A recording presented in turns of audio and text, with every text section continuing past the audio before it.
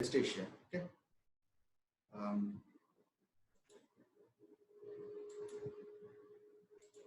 So can you all able to see the PPT and is voice clear? Just give me a message. Yes, sir. It's clear, sir. Okay. Okay. Okay.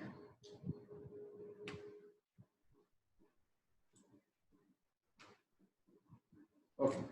See, today we are going to discuss India and West Asia. So today we are going to discuss a lot of countries.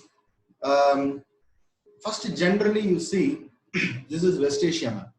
So our discussion is going to confine to this territory, this area. Okay. So above this, north of this, we have Central Asia. Afghanistan, Pakistan, we will be discussing along with India. So the Saudi Arabia, Iran, Iraq, Syria, Jordan. So this Israel, Turkey. So this territory only today we are going to discuss. Okay. So first note that in West Asia, almost in every country there is some kind of problem. See, country means problems will be there. Okay. But problems to these countries are peculiar or specific. Okay. See, normally what is common to all these countries is Islam. Okay. See, I'm telling you, even before the arrival of Islam, so Islam became a popular religion from 7th century. Okay. So I'm telling you, even before that, these people generally they are called Arab peoples.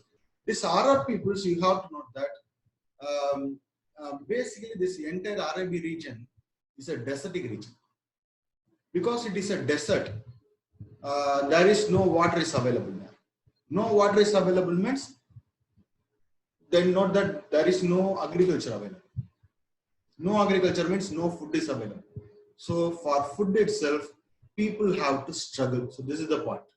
Okay, so people basically they are nomads. Nomads means here and there they will simply move. Okay, and note that since these people doesn't have food, they have to fight for food. Okay, resource is very less. So so the point is more people are there, resource is less. So normally what these people will do is they will fight with each other. If you wanted to survive means you have to fight. If you wanted to live means you have to fight. So that was the basic law of these areas. Okay, for thousands of years I'm telling. And they can't involve in any kind of production. So that's why what this people will do is they are basically traders. So they will come to India. They will come to India, buy and sell things in India, and then take it to Europe, and then come to India, Europe, like that. This is their basic occupation. So basically, these Arabic people, Arabs are traders. Otherwise, they fight with each other. They will have war with each other. Why they have war with each other means they have to survive. See, always there is a power struggle going on in this entire region. Full power struggle. Why means because see, resources less, more people are there. So either I have to be the leader of the place, or someone from my clan should be the leader of the place. Then only my group will survive. Otherwise, my group will be eliminated. So this is the rule in these countries. So we have to. So that's why everybody fight for power in this area. Okay. So that person should be in power, or someone from his group should be in power. This is important. So that's why always people will fight with each other. People are fighting for struggle. Okay. So this is the reason. And note that after 1900, earlier there was no resources. That's why people were fighting with each other. After 1900, oil was founded all over the West Asia. So now you have to note that if oil is founded, means immediately all the Western countries, they will show interest in exploiting this particular oil. So obviously what happens is they will come and intervene in the internal affairs of this country. So that is the other reason why everywhere there is a ethnic problem is there. Groups of people within a country, they are fighting with each other. This is the main reason. Okay. Earlier, there was no resources. That's why they were fighting with each other for power. Now, more resources available. Oil is available to take that particular oil, to exploit that oil. Western countries are intervening in their internal affairs. That's why the people within the country, they are fighting with each other. So this is another reason why countries are fighting with each other. Okay, I'm telling you, Western countries are not coming and intervening in their internal affairs, then obviously you have to note that all the problems of these countries will be over. Even terrorism will not be there. So these countries using their legitimate army, they are coming and overthrowing the regime, support one regime and support the other, that means overthrow the other regime and exploit the oil. So people cannot able to directly fight with the Western countries. That's why what happens is these people are involving in proxy wars, terrorism. So this is one reason. If Western country doesn't intervene, means most of the problem in this West Asia will be over. And note that in West Asia, there are three power centers are there. One is Saudi, another one is Iran, and the other country is Israel. So three power centers. And not all the three power centers doesn't like each other. Israel is a Jewish nation. Okay. So this Jewish community doesn't like the Arab community people.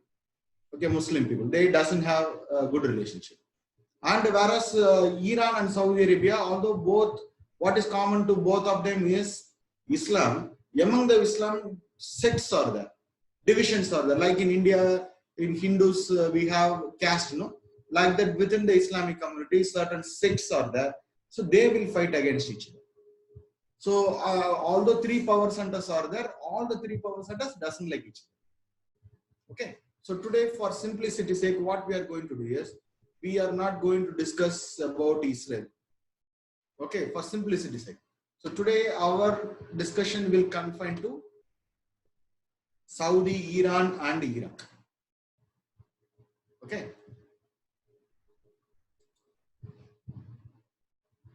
Is Islam certain? Certain means what is the meaning? I can't understand. Okay. So whatever question you have, you keep the question for the end of the class. Okay. So that the flow of the class will not be, because we are going to discuss a lot of things here. Okay, lot of confusions will be there. So we are see, although daily in newspaper you might have been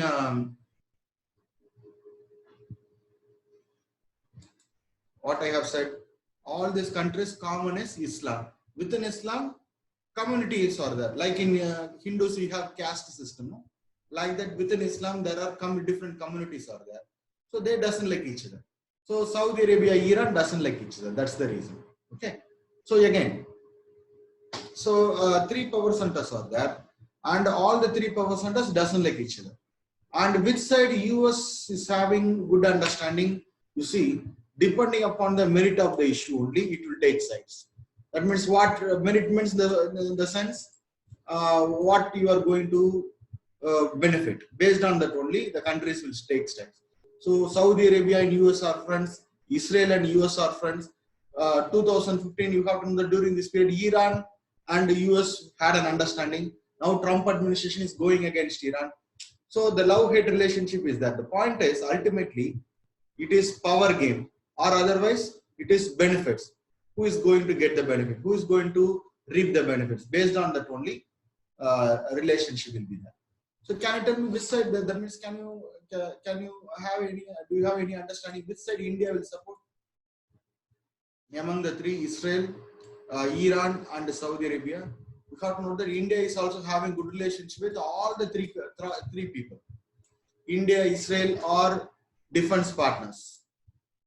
Okay, not neutral. Neutral is different. We are friends with everyone. We have good relationship with everyone. With respect to Israel, we have defense partnership.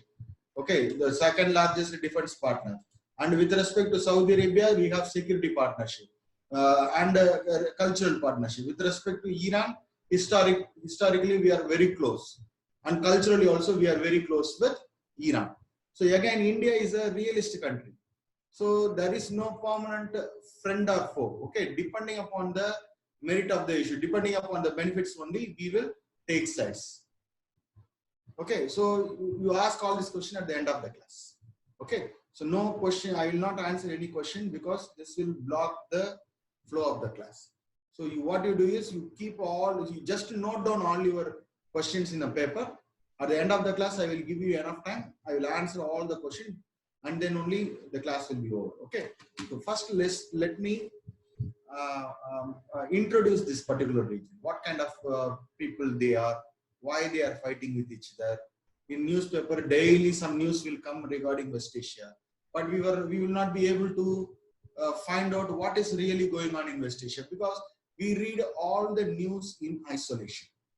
That means as if all the issues are a separate issue. No, there is an undercurrent going. Some kind of link is there among all these countries. Okay, so let's do this. Okay, we'll see. So for simplicity's sake, what we are going to do is, we are not going to discuss the Israel-Palestine issue. That we will discuss as a separate issue. Okay. So, and note that with respect to India, the Kashmir part of India in West Asia map is with Pakistan.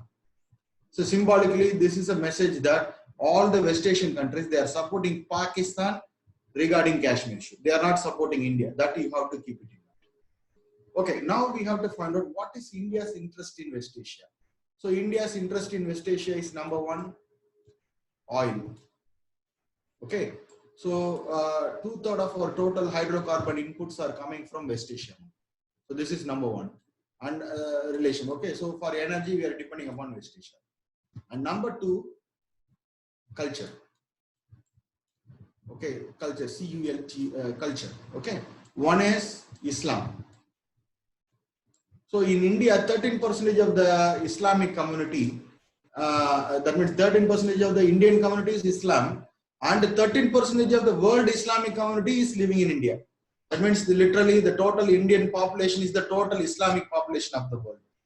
Okay, so 13% of the total Islamic community in the world are living here.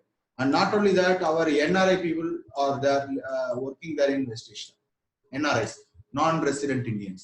So we people only work there in all these countries and help these countries in workers level, manage up to managerial level. We are only helping them. We are supplying them labor.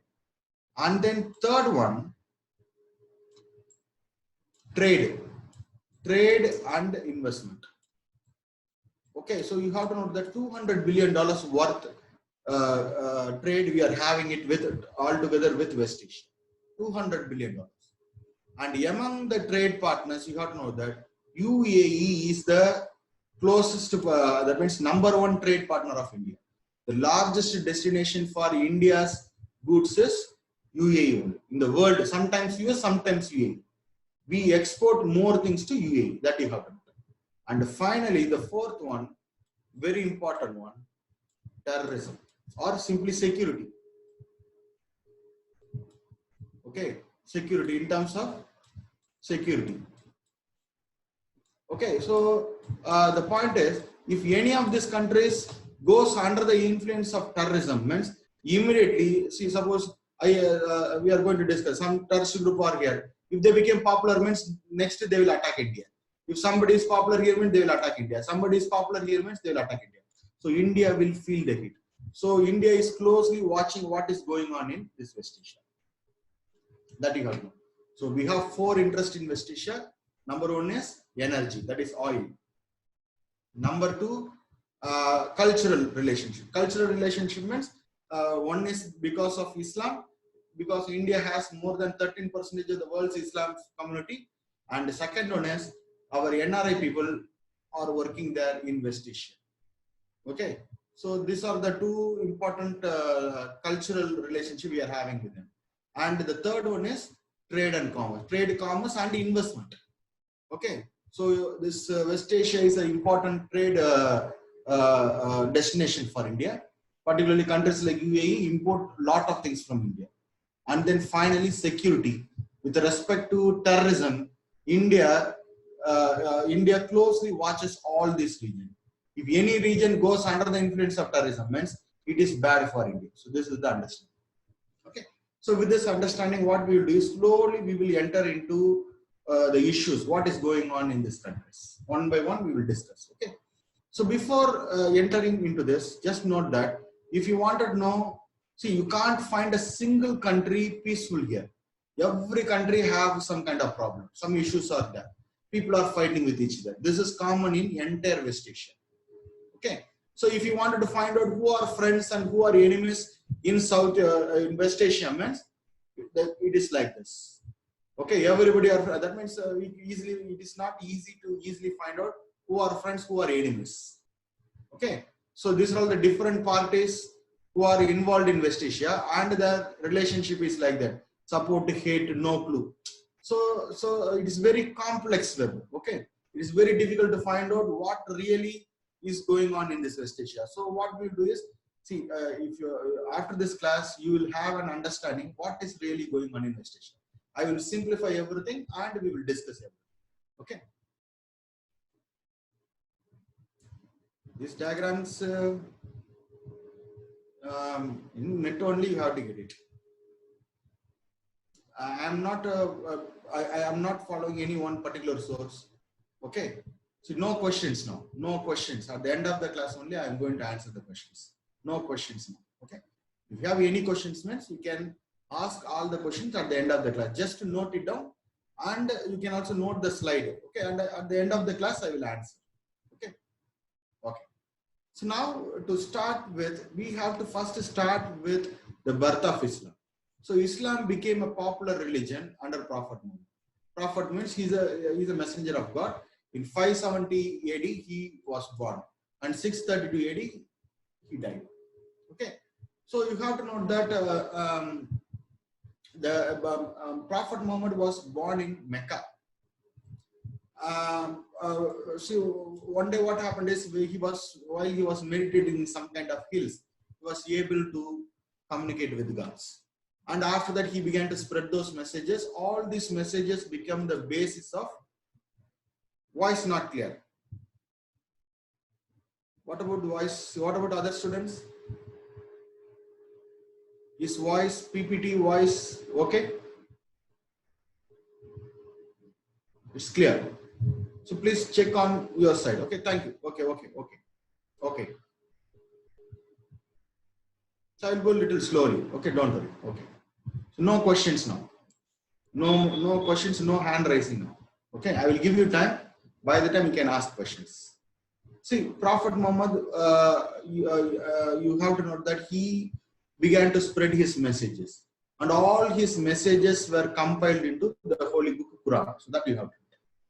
And you have to note that the people of Mecca, they are polytheist people. Whereas Prophet Muhammad, he's a monotheist. Monotheist means he believed in only one God. So because of this understanding, there was, that means misunderstanding, there were problems between Muhammad and followers, Prophet Muhammad and followers, versus the people of Mecca. So at some point of time, he had to flee to Medina. But the people of Medina, they readily accepted the teachings of Prophet Muhammad. So Medina became the first Islamic religious center. And after that, you have to note that Mecca and Medina, they were fighting with each other because of the religious differences. Finally, Prophet Muhammad, see, he's not only a spiritual person, but also an able commander. Finally, Medina won over Mecca, and Prophet Muhammad made Mecca and Medina as the two important cultural centers of Islam. And finally, Prophet Muhammad died in Medina. So this we know. So by the time Prophet Muhammad died in 632, the Islam began to spread. That means it almost spread to the entire Arabian Peninsula, and slowly began to spread to the other parts of it. So until Prophet Muhammad was there, there was no problem of leadership. Everybody followed Prophet Muhammad, so no issue was there. But what happened is, when after the death of Prophet Muhammad only, the real problem started among the followers.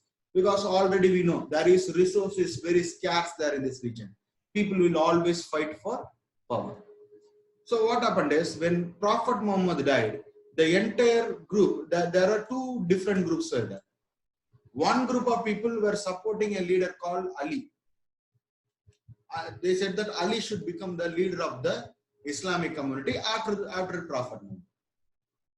And the supporters of Ali claimed that because Ali is the son-in-law of Prophet Muhammad. So that's why the supporters of Ali, they said that only the family members of Prophet Muhammad or the bloodline of Prophet Muhammad only can become the leader of the Islamic community. So that was his best credential. Ali was the son-in-law of Prophet Muhammad. Prophet Muhammad had a daughter named Fatima. Ali is Fatima's husband. Okay, that's why he claimed the leadership. On the other side, another leader named Abu Bakr, he claimed the leadership. Abu Bakr, you have to note that he is a father-in-law of Prophet Muhammad.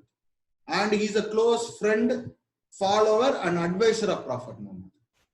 And the people who supported Abu Bakr, they said that anyone can become the leader of the Islamic community. The only condition is he should be a true Muslim. Okay, so this is how Islam has been divided. What confusing? Islam divided into two groups after the death of Prophet Muhammad. One group supported Ali, another group supported Abu Bakr. Very simple. The people who supported Ali, they said that only the family members can become the leader of Islamic community after Prophet Muhammad, because Ali was the son-in-law of Prophet Muhammad. But the other group who supported Abu Bakr, they said that anyone can become the leader of Islamic community. That means it need not that they should be a bloodline or family member, but he should be a true Muslim. So ultimately, Abu Bakr became popular, and Abu Bakr, you have to know that he is a father-in-law of Prophet Muhammad. See, Abu Bakr had a daughter named Aisha. See, West Asia, you have to know that people practice polygamy. They will marry multiple number of times. See, the Aisha, the Abu Bakr's daughter, was married to Prophet Muhammad. Okay. So anyway, so ultimately Abu Bakr became the next Islamic leader. After Abu Bakr, Umar was the leader. After Umar, Uthman was the leader. So no need to get into this politics. What happened to this caliphate? Caliphate means Islamic leader. Okay. So what happened is a lot of politics are there that and all not required for our understanding. The point is finally Umar died. After Umar, Ali became the leader because there was no other caliphate was there. So everybody elected Ali as the leader. But some group who were the supporters of these three caliphs, they were plotting against Ali, and Ali was plotting against him. Like that, some misunderstanding was there. And finally, Ali was assassinated by someone. Okay, leave it. No need to get into that politics. Okay. And after that, Ali, his son Hassan became the leader. See, no need to note all these names. Just for information, I'm telling. Prophet Muhammad was there. After Prophet Muhammad, two camps of Islam was there. One camp supported Abu Bakr, another camp supported Ali. After the three caliphs, we have to note that again everybody elected Ali, but Ali was assassinated. Okay, he died in some battle. And after that, his son Hassan became the leader. Everybody accepted Hassan because Hassan is the grandson of Prophet Muhammad. Hassan's mother is Fatima. So, but he's a very peaceful guy, I think. By the time from this side, this Muawiyah, he had a very big army. So what happened is Hassan stepped down from power. So this is what happened. After that, this Umayyad Caliph was there. After the Rashid Caliph, like that is there. Okay. So the point here is Islam. Islam is now divided into two groups. One group of people, we call it as Sunni Muslims. Another group, we call it as Shia Muslims. So this is what you have to note it. Okay. So Prophet Muhammad died, and after Prophet Muhammad, the problem for leadership started. One group supported Ali, who is the family member of Prophet Muhammad. That means he is the son-in-law of Prophet Muhammad. And another group, they supported Abu Bakr, who is a friend and follower of Prophet Muhammad. So ultimately, Abu Bakr became the leader. After that, Umar became the leader. After that, Uthman became the leader. And after Uthman, there was a vacuum was there. Immediately, Ali became the leader. And Ali was killed because of some problem. That is beyond our scope. Okay. And after that, his son Hassan became the leader. And Hassan also stepped down from power in favor of Muawiyah because he had a very big army. So because Ali was assassinated, the people who supported Ali, they are called Shia people, Shias. Shia. They blame this group of people for the death of Ali. And these people blame them. Okay. So the point is, after Prophet Muhammad, two group of Islamic communities are there. One group we call them as Sunni Muslims. Another group we call them as Shia Muslims. So this is the point we have to note. So a lot of caliphs were there, lot of leadership problem was there, but ultimately Islamic community has been divided. These two groups, although both accept Quran as the holy book and Prophet Muhammad as the prophet, but they doesn't like each other. Shia Muslim, Sunni Muslim, they fight against each other. So this you have to know. So this is the thing, this is the important thing you should know. Hassan is the son of Ali. Hassan is the son of Ali. So Hassan, see, Ali is that means son-in-law of Prophet Muhammad. See, Prophet Muhammad had a daughter named Fatima. Fatima's husband is Ali. Ali's son is Hassan. So who is Hassan's grandfather? Prophet Muhammad. Hussein. Husayn. What is that? See, you ask all your question at the end of the class. Okay, just see this is another group. This is Shia group. This is Sunni Muslim group. That's all. See, you can ask all your question at the end of the class. Okay. If I start answer question, mean people will keep on answer question, asking questions, and the class will be gone. Okay. See, Islam became a religion under Prophet Muhammad. After Prophet Muhammad, two group of people were there. One group is called Shia, another group is called Sunni Muslim. That's all. These two groups doesn't like each other because each one support different leaders. They are having fight with each other. This was an imam. These are imams means religious leaders of Shia. So these people are Sunni Muslims. They doesn't like each other. These two group of people doesn't like each other. This is the point.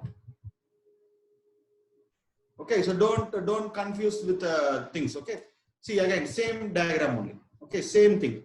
First Prophet Muhammad, after that Abu Bakr, after that Umar, after that Uthman, and after Uthman Ali became the leader, and after Ali Hassan, and simultaneously Muawiyah was there. That means Islam has been divided into two groups after Ali. That is the understanding. One group we have Sunni Muslims, another group we have Shia Muslims, and these groups are the offshoots of Shia. So don't get confused that I'm showing lot of names. These names and all, it is not required to be remembered. The point is, after Prophet Muhammad, Sunni Muslims, Shia Muslims. That's all. The Shia Muslims, these are all the subgroups within Shia Muslims. The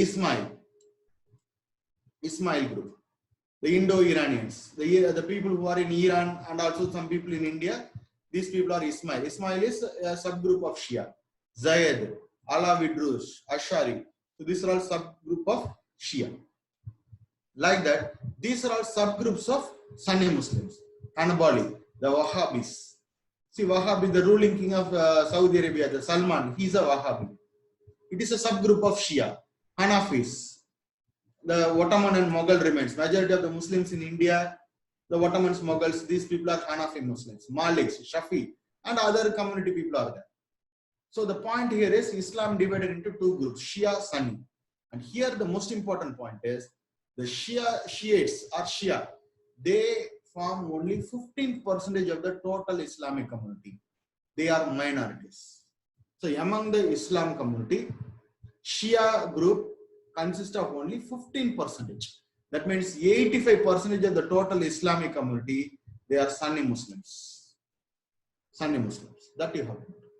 So this is the thing you should know. So Islam became a popular religion after Prophet Muhammad. After the death of Prophet Muhammad, what happened? Community has been divided into two subgroups, Shia, Sunni. Shias are minority, Sunni Muslims are majority. 85% of the total Islamic community living all over India and also in the world, they are all Sunni Muslims. Only 15% of the population consists of Shia. That means Shiites. Okay. So this you should be clear. And then you see this map where green patches are there. This shows the Shia community of the world. Shia community of the world. Okay. So that means in thick green means Shia community is more than 75%. Yellow means Shia people are minority. I will show you another map. You will have a better understanding.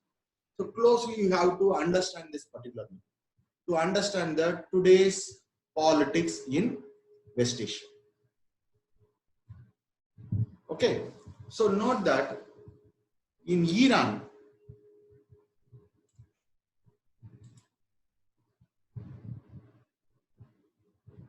just now I said Sunni Muslims are 85% of the population. Shia Muslims are 15% of the population. Shia are minority. So carefully you have to listen. Okay. Shia community is minority. Sunni Muslims are the majority. They are the majority people. Okay. They are the majority people. Closely, carefully you have to listen. So now I am showing the Shia population of the world, where Shia people are majority. In which area Shia people, the 15% of the Shia population, where they are majority, that I am showing. In Iran, 90 to 95% of the population are Shia people only. And then in Azerbaijan, the second country, Azerbaijan, we have Shia population. In Iraq, among the total population, more than 2/3 of the population is Shia population. So in Iran, Iraq, and Azerbaijan, we have Shia majority people, Shia majority population. In terms of only in these three countries, Shia population is majority. Okay, and then you take Lebanon, and they are ruling the country. They are in power. Okay, see, the important point is who is the majority people and who is in power. In Iran, Shia majority, Shiites are in power. In Iraq today, Shia majority population, the Shiites are in power. In Azerbaijan, Shia population, Shiites are in power. In Lebanon, Shiites are also in power. In Lebanon, they have a mixed population. Sunni Muslims are there, Christians are there, Shia population are there. But anyway, Shia are in power. Why I am telling this power equation? Because again I am telling that particular person should be in power, or someone from his group should become the leader of that particular person and that group. Okay, so having the power is important. Otherwise, the community will be erased. So this is the understanding. In Iran, Iraq, Azerbaijan, Shia population, Shiites are in power. In Lebanon, mixed population, Shiites and others share power. That means Shiites are enjoying power. So in these four countries, Shia are majority. Shia communities are majority and Shiites are in power. Okay, they have power. Power means their community is safe. Okay, so now coming to Bahrain. In Bahrain, majority of the community is Shia community, but Sunni Muslim is in power. The minority is in power. 75% of the Bahrain population is Shia population. But Shiites are not in power in Bahrain. In Bahrain, who is in power? A Sunni Muslim is in power. So this is an exception. Okay. Majority population is Shia, but the ruler is a Sunni Muslim.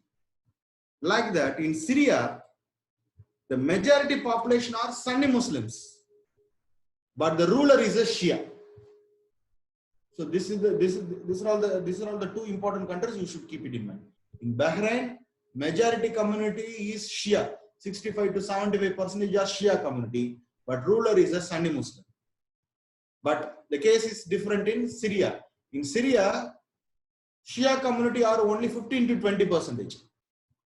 That means more than three-fourths of the people are Sunni Muslims, but a Shia is ruling Syria. Okay. So the point is, in Iran, Iraq, Azerbaijan, and Lebanon, Shia majority, Shiites are in power. In fourth country, that means in next country, Bahrain, Shia are majority in terms of population, but a Sunni Muslim is in power. The case is different in Syria. In Syria, majority population is Sunni Muslims, but who is in power? A Shia is in power. That means Iran, Iraq, Syria, Lebanon, Shia are in power. That's the understanding. But in Syria, Sunni Muslims are in power. They are Sunni Muslims. In all other countries, the Shia Muslims are minority. In India, among the Indian Muslim population, 10 to 15% is only Shia. In Pakistan also 10 to 15 only Shia. Afghanistan 10 to 15. Saudi 10 to 15. In all other countries, less than 10 to 15. So this is the equation. Okay, so you have to closely understand this particular map. Then only you can understand what is going on today. Okay, again I will summarize. Iraq, Iran, Iraq, Azerbaijan, Lebanon. In all these four countries, Shia are majority population. Shiites are in power. So no problem. If a person from his group are in power, means their community is safe. No problem. But in Bahrain, Shia are majority, but a Sunni Muslim is in power. But in Syria, Sunni Muslims are majority, but Shiites are in power. So this is the power equation. Okay, this is how the distribution of population and power is there among the Sunni Shia population. And in all other countries, Shia community is minority. They are less people only in terms of numbers. Okay, so this you should understand. Then only we can go for this. In all other countries, Sunni Muslims are majority. Shia and Shia, India, Indian. Shia, Shiite. Okay, Shiites means the people. Shia means the community. India, Indians. Like that. Shia means Shiite. Shiite means the Shia. They are the Shia people. The people who follow Shia Islam. They are Shiites. Both are same only. Okay, you can understand. This map we should understand. Okay, so now we will move into the next.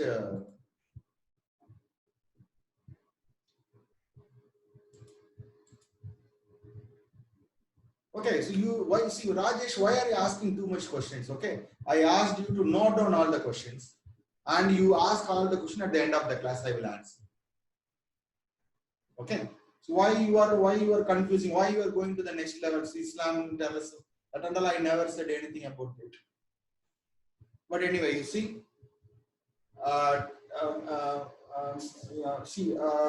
majority of the terrorist groups in the world belong to Sunni Muslim because they are the number, the 85% of the population. Okay, so majority of the terrorist group, 85% of the total terrorist group in the world are belong to Sunni Muslims. Shia also support terrorism, Hezbollah, like that some groups are there. We will discuss, don't worry. One by one we will discuss. What you do is if you have doubt means you just note it down and ask the doubt at the end of the class. I will give you enough time. So now you listen, carefully listen. Instead of thinking, don't have hyper thinking. Okay. So when I am discussing this, don't ask questions from what area where we have not discussed. I am going to discuss everything. Don't worry. Okay. So now you should know one important institute named GCC, Gulf Cooperation Council. Gulf Cooperation Council. This is called GCC group. Okay. So this is a Sunni Muslim group. Sunni Muslims.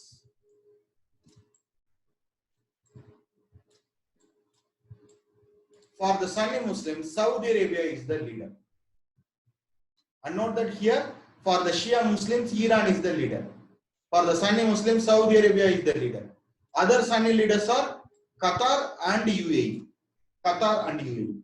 So Saudi, Qatar and UAE, these three are the power centers of Sunni Muslims. Iran is the power center of Shia. Okay. So Saudi Arabia, UAE, Qatar, Bahrain, Kuwait, Oman. So these countries form GCC, Gulf Cooperation Council. So the most important thing you have to note here is, this is Iran. Here only Iran comes.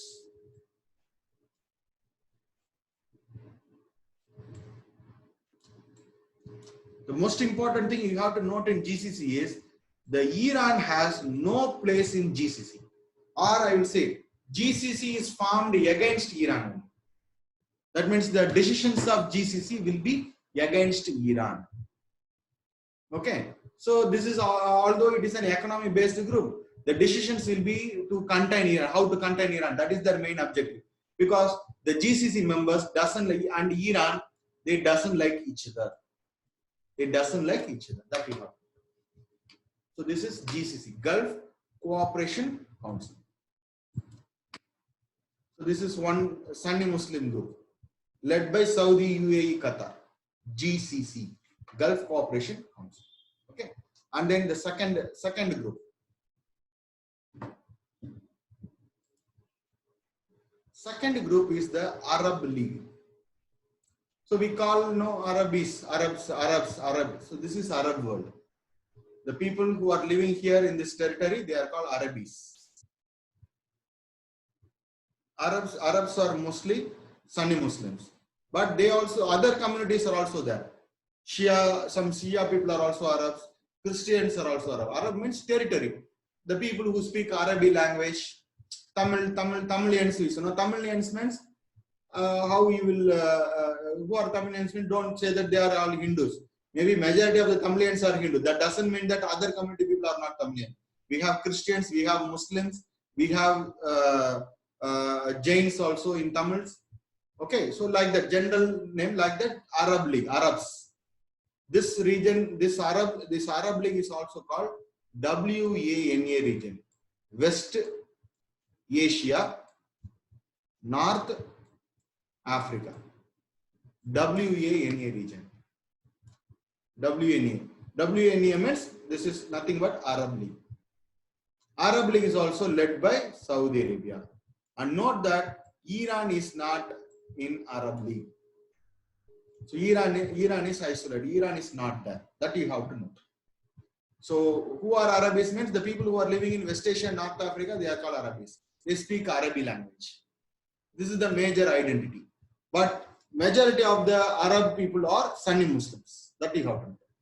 That doesn't mean that other people are not there. Other communities are also there. Christians are there. Shia Muslims are also there.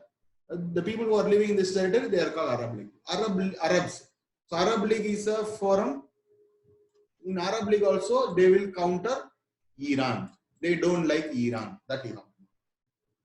So the point is, in GCC and also in Arab League, Iran doesn't have a place.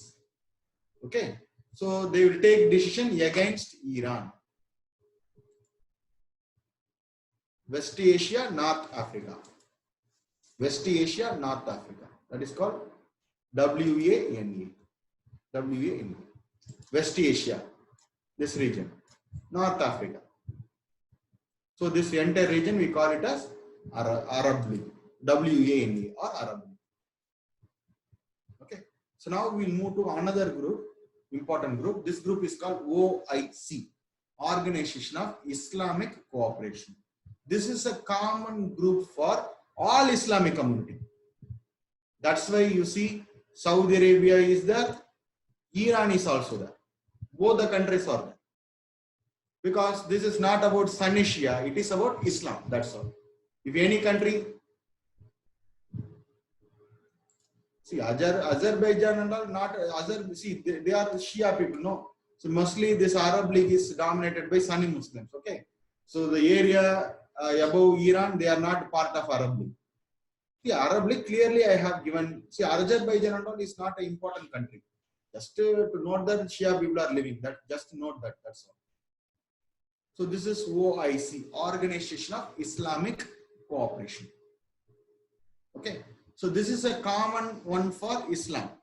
If any country, see actually it should be an Islamic country, like that only they said, but later they said that if any country has Islamic community, they can come and join OIC. So OIC is a common organization for Islamic groups. Based on religion, this group is there. For the welfare of the Islam all over the world, they formed this OIC. And there are certain countries who have Islamic population, but they are not members in OIC. One example is India. India, Russia, Thailand, Philippines. So in the different reasons are there why these countries were not part of OIC. So one country is India. See, actually when OIC was founded, they gave an invitation to India to come and join. So because India is having 13% of the total Islamic community of the world. So during Indira Gandhi's period, we were given invitation to come and join the OIC. So on behalf of India, Indian Muslims, Indian government sent Fakhruddin Ali Ahmad, the former president of India, as a representation of Indian Muslims to go and attend the OIC, Organization of Islamic Cooperation. So India was given an invitation, but when India went there, India was not allowed to enter the meeting. Pakistan, what they did is, they lobbied with respect in OIC using Kashmir as an issue. They simply did not allow us to attend that particular meeting. So they have given us an invitation. We went there, but we were not allowed to attend that meeting because Pakistan went against India and lobbied in favor of in favor of not to allow India to enter into the OIC. So India was completely embarrassed by them. See, they only gave the invitation. Based on that invitation, we went there. But we are not allowed to attend that meeting because of Pakistan Kashmir problem. All the OIC countries, this shows that all the OIC countries clearly they are supporting Kashmir, Pakistan regarding Kashmir issue. Okay, they are telling that Kashmir belongs to Pakistan. So this is the general idea of all OIC members. And after that only, India came to an understanding how vulnerable India is there, how the Arab people are going against India. And not only that, we need the West Asian countries for oil, for our energy security. We are depending upon West Asia. And the West Asian countries, they are supporting Pakistan. So after that, 1970s, after this incident, India slowly began to engage each and every country individually. See, there is a trend that whenever India is going for bilateral relation, one-to-one relation, India, Saudi, India, Iran, India, Iraq, like that, India is always successful. India, US, India, China, India, whatever country. Whenever India goes and meets, everybody like India. Why? Means because we have a big market. Okay, so everybody give a lot of concession to India. But at the same time, whenever India is going for a multilateral meet, for example, OIC, India versus India and many countries, it is a failure for India. Climate change problem. And then you have WTO, multilateral, it is a multilateral organization. There also we are having problem. So whenever India dealt, we deal them one-to-one, all the countries were friendly with India. So by developing this bilateral one-to-one relationship, slowly India began to build our influence in West Asia. Today, after 2000, particularly today in 2020, I can clearly say that India is a common friend to all the West Asian nations. All the West Asian nations. India is a common friend. Everybody like India because India is buying lot of oil from everyone. We are having lot of relationship with them. Trade relationship. Okay. So because of that, everybody are friendly with India individually. Okay. But now also India wanted to become member in OIC, but these countries are not giving membership to India. Do you know why? In 1970, we want all we want is we wanted to enter into OIC. We were rejected because of Pakistan. But now today Pakistan is not a popular country. Above Pakistan, everybody have friendship with India, direct friendship with India. But now also India seek membership in OIC. And the OIC members, they are not allowing India to enter.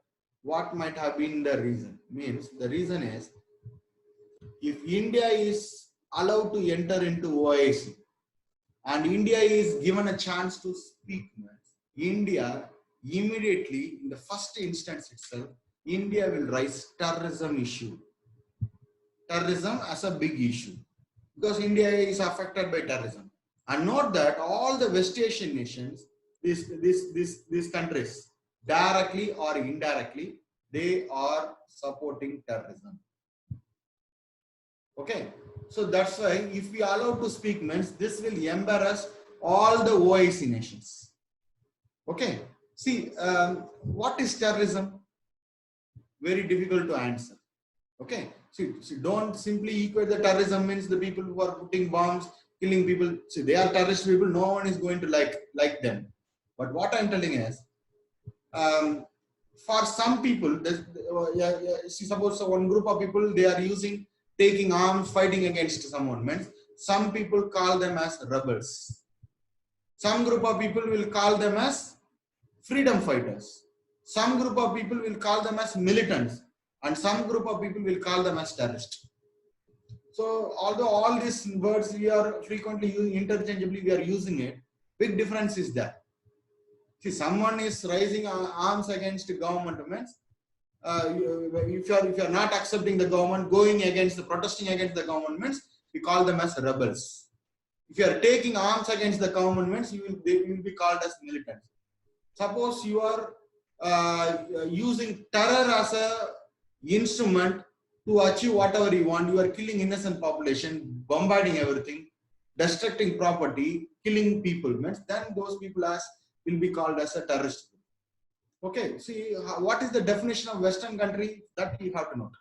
See this West Asian people, all they want is they wanted to live peacefully. But this Western countries, US, this European countries and US, what they do is they will come and intervene in the internal affairs of these countries. Why? Means because in these countries oil is available. To exploit the oil, they will come and intervene.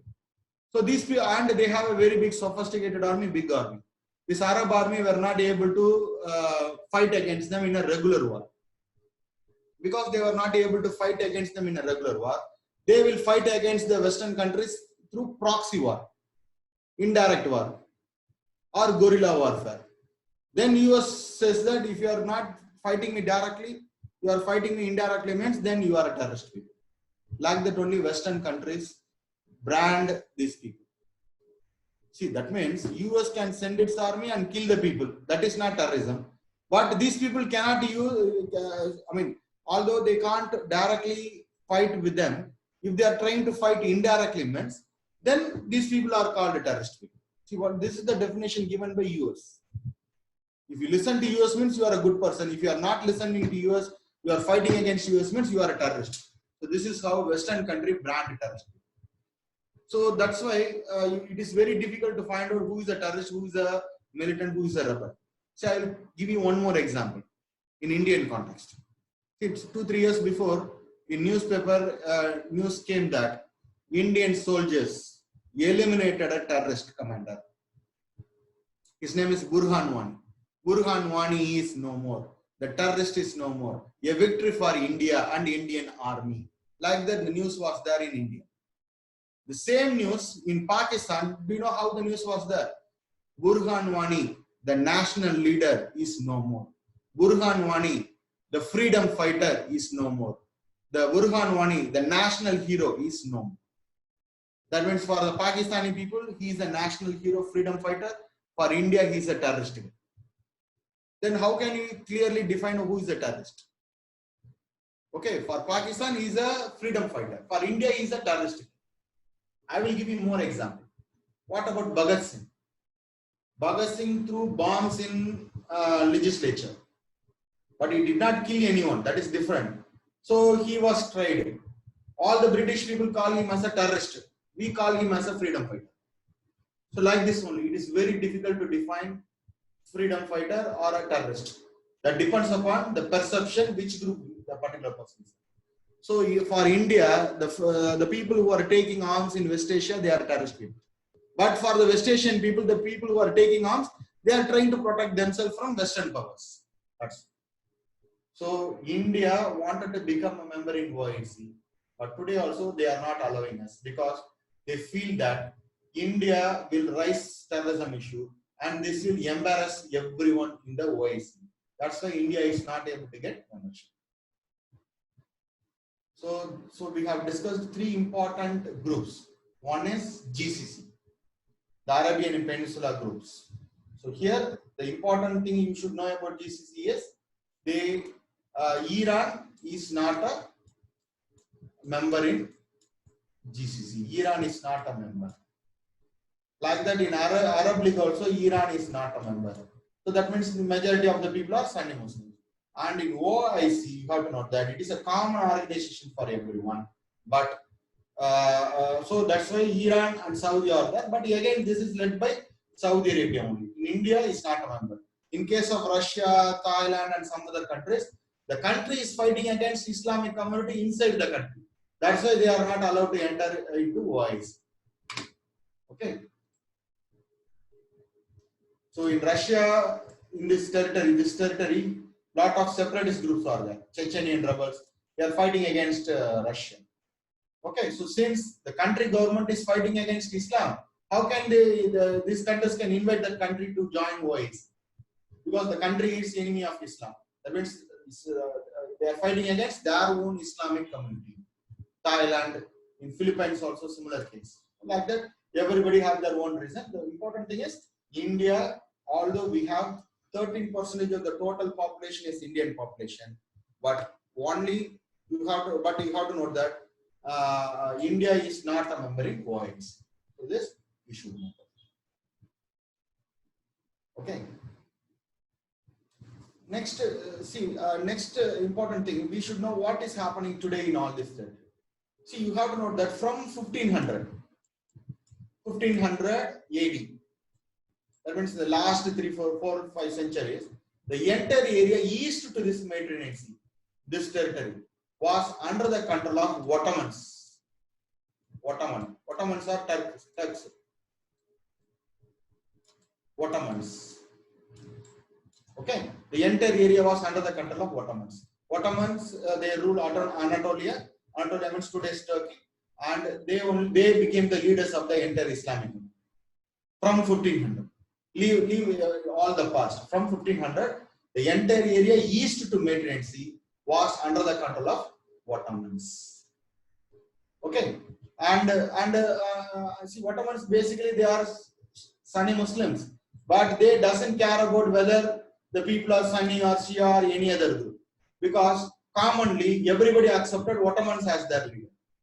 Ottomans did not have any kind of big partiality among its empire. Why? Means because this Ottoman Empire was very busy fighting with Russia, fighting with Austria-Hungary, fighting with France, and also fighting with UK. So Ottoman Empire was fighting with European powers. So that's why Ottoman Empire doesn't care about the subgroups within Islam. It simply said that I am the leader of the Islamic community. So by this time and all, the Caliphate and all, the period of Caliphs are over. Everybody accepted Ottomans as their political leader and religious leader. Ottomans ruled this country, this entire region. And you have to note that in the First World War in 1914, you have to note that the Ottoman, they sided with Germany and they lost the war. In First World War, the Ottomans sided with Germany, and German lost the war. Ottomans also lost the war. So Ottoman Empire disintegrated during 1917. Okay, that means Ottoman Empire after the First World War disintegrated. The northern part of the Ottoman Empire went under the control of French people. The southern part of the Ottoman Empire came under the control of British. The victors of the First World War, they divided the Ottoman Empire into two. This is called British Palestine. This is French territory. This is British territory. Other countries slowly they began to get independence. So this you have to know. This like this only the region were under the control of British and French during 1917 to 1920. So this you have to know. Okay. See, these British and French people, they divided the Ottoman Empire. Just to see the line between, that means the boundary between French side and the British side is like something like a straight line. How a boundary between two countries will be a straight line? Two regions will be a straight line. That means they did not divide the territory based on the existing administrative setup, but they divided the territory based on their own administrative convenience. So this is the mischief of British people and French people. See, they are alien people. They wanted to control the Arab region, and the Arab people will not accept them. So they divided the people and ruled them. How they divided means, see, for example, before French mandate and British mandate, when Ottomans were ruling, for example, one group was living like this. So just for example, you take this is called tribal one. Tribe one is living like this. Okay, under Ottoman Empire, although they are minority, but they are living together. So no big issue was there. But what happened is when Ottoman Empire disintegrated, because Ottoman Empire did not, that means involve or intervene in the tribal affairs, the sectorial affairs. All the group of people of Islam, they lived peacefully under. Peacefully means in the sense they accepted Ottoman's leadership. But when British took over this southern part and French took over this part, these people were divided like a piece of cake. And then they were put in different countries. Can you understand? So actually this will be another territory where T2 will be there. This is T1. So T1, T2, now in the name of nation, they have to live together. These two groups doesn't like each other. Okay, so in the name of nation, that means they split this particular group into different parts and put them in different groups. See, just imagine in the State Reorganization Act 1956, all the states were divided based on linguistic basis. Tamil Nadu, Andhra, Kerala, Karnataka, Maharashtra, like that. See, just imagine, Tamil Nadu population are some 8% of the population approximately. Although we are minorities with while compared to India, in India we are only 8% only. 8% means we are minority, but at least we are together. Together means we are strong. So if central government doesn't like Tamil Nadu means what we did not vote for Modi. So what Modi is doing is Modi is going to divide Tamil Nadu into 3 or 4 groups. The western, that means the northwestern part of Tamil Nadu will be given to Andhra. Northeast will be given to Andhra. Northwestern is given to Karnataka. Southern part of Tamil Nadu will be given to Kerala. The 8% of the population is divided into subgroups, and then they will be put in different states. In all the state, Tamil people will be minorities. You can understand. So the point is,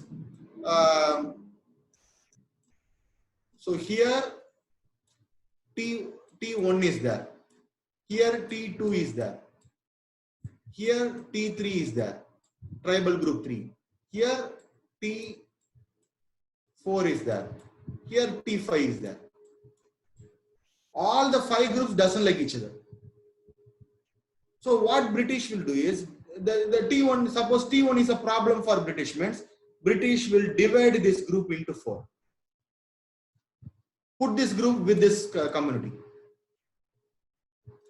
And this group will be this community, and this will be another group.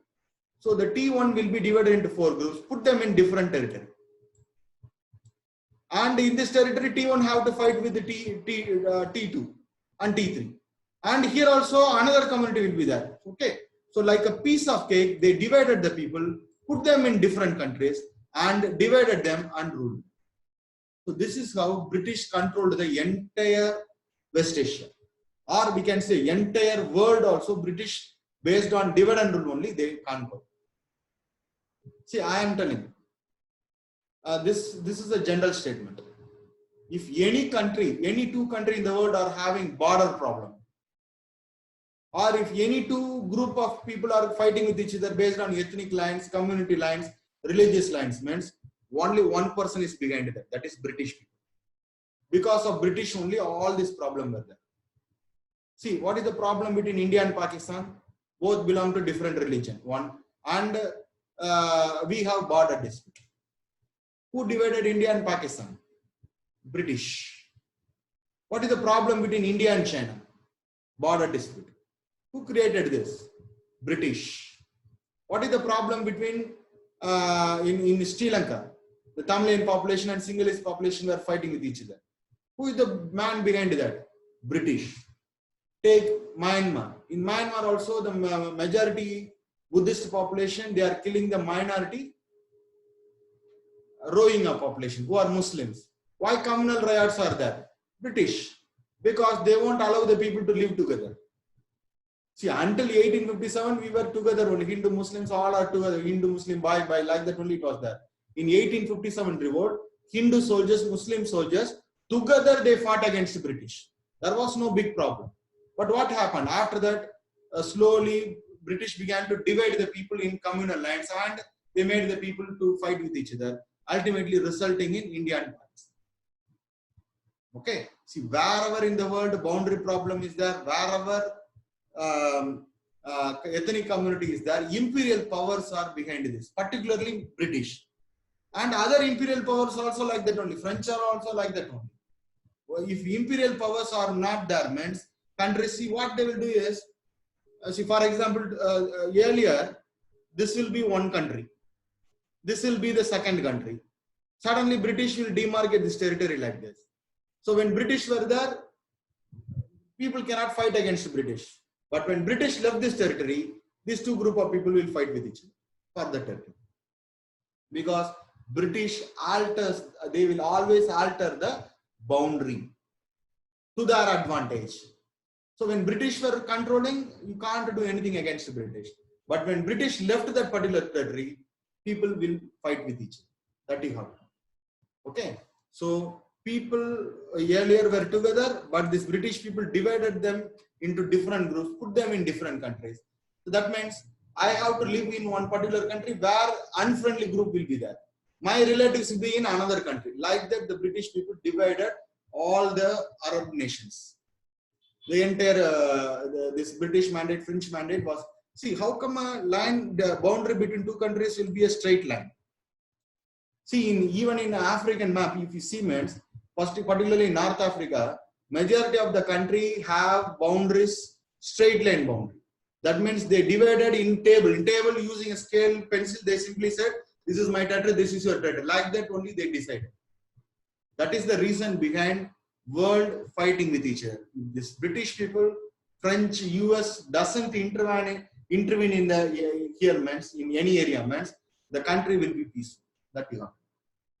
So this is why in each and every, see, after British and French left this territory after the end of the Second World War only, the new countries like Syria, Lebanon, Jordan, Iraq, all these countries were founded. Israel, Palestine, all were founded after that. In every country, mixed population is there. Why? British divided the small group and put them in different countries. This is the reason. So we will be discussing lot of countries. I will give you lot of examples for this. Okay. So this is the reason. So if among the community there is a problem, means British people are behind. Boundary problem means mostly British or any imperial power, particularly British. So this is the general understanding. So with this understanding only. So why I am explaining this? Because why in all the countries people were fighting with each other. Iraq people were fighting with each other. Syria people were fighting with each other. Means they divided the people and they will conquer. And until British people were there, no problem. When British people left the territory, the people inside the country will be fighting with each other. So everybody wanted to control the country because power struggle, resource is less or more resources there, oil resources there. To control to the resources, people will fight with each other. So the biggest reason why all the West Asian countries are fighting with each other is because of this imperial forces, French, British, and US. If these countries are not intervening, means most of the problems of the world will go over. That's what I'm saying. Okay. So next country wise we will discuss. So we will take a short break and then we will continue. So far what we have discussed is West Asia. A lot of countries are there. In each and every country, different groups of people are there. Why each and every country have different groups of people? Because of the French and British. They only divided like this and put them in different countries. So that together means problem. If they are divided means easy to handle. Like that, British and French people, they controlled everything. Okay. So we will take a break and after that we will start with Iraq, Syria, Iran. Like that, country wise we will enter. Okay. We'll take a break and then we'll continue. So next we will start with Iraq. Okay. So already we know in Iraq we have a Shia dominated population. Today Iraq is ruled by a Shia. Okay. See, like I said, the British earlier they controlled Iraq. Okay. So in Iraq, three community people were there. Shia people are there, Sunni Muslims are there, Kurds are there. These Kurdish are non-Arabs, non-Arab Sunni Muslims, non-Arab Sunni Muslims. Okay, this is Arab Sunni Muslim. Kurdish people are non-Arab Sunni Muslims. Okay. So in 1920 and all this region were under the control of British. So until 1932, all the communities were fighting against British for freedom movement. So that you have to know. Okay. But ultimately what happened is, so what happened in between and all, just leave it. In 1968, Iraq went under a party called Baath Party, okay, which is a Sunni Muslim group. But Iraq majority population is Shia. But Iraq was ruled by a Sunni Muslim party. And by the time the vice president was Saddam Hussein, but after 10 years, Saddam Hussein became the president of Iraq. So the important point is Saddam Hussein is a Sunni Muslim leader. That means Sunni Muslims are not the majority people. Shia are the majority. That means from 1979 at least, you have to note that Saddam Hussein was ruling Iraq.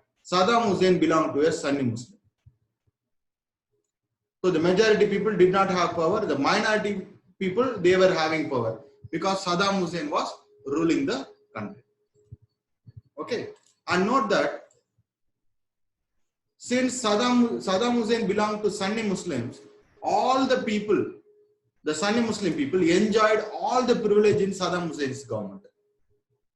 All the political posts were given only to the Sunni Muslims. All the military posts were also given only to the Sunni Muslims. The majority Shia population and the minority Kurdish population doesn't like Saddam Hussein.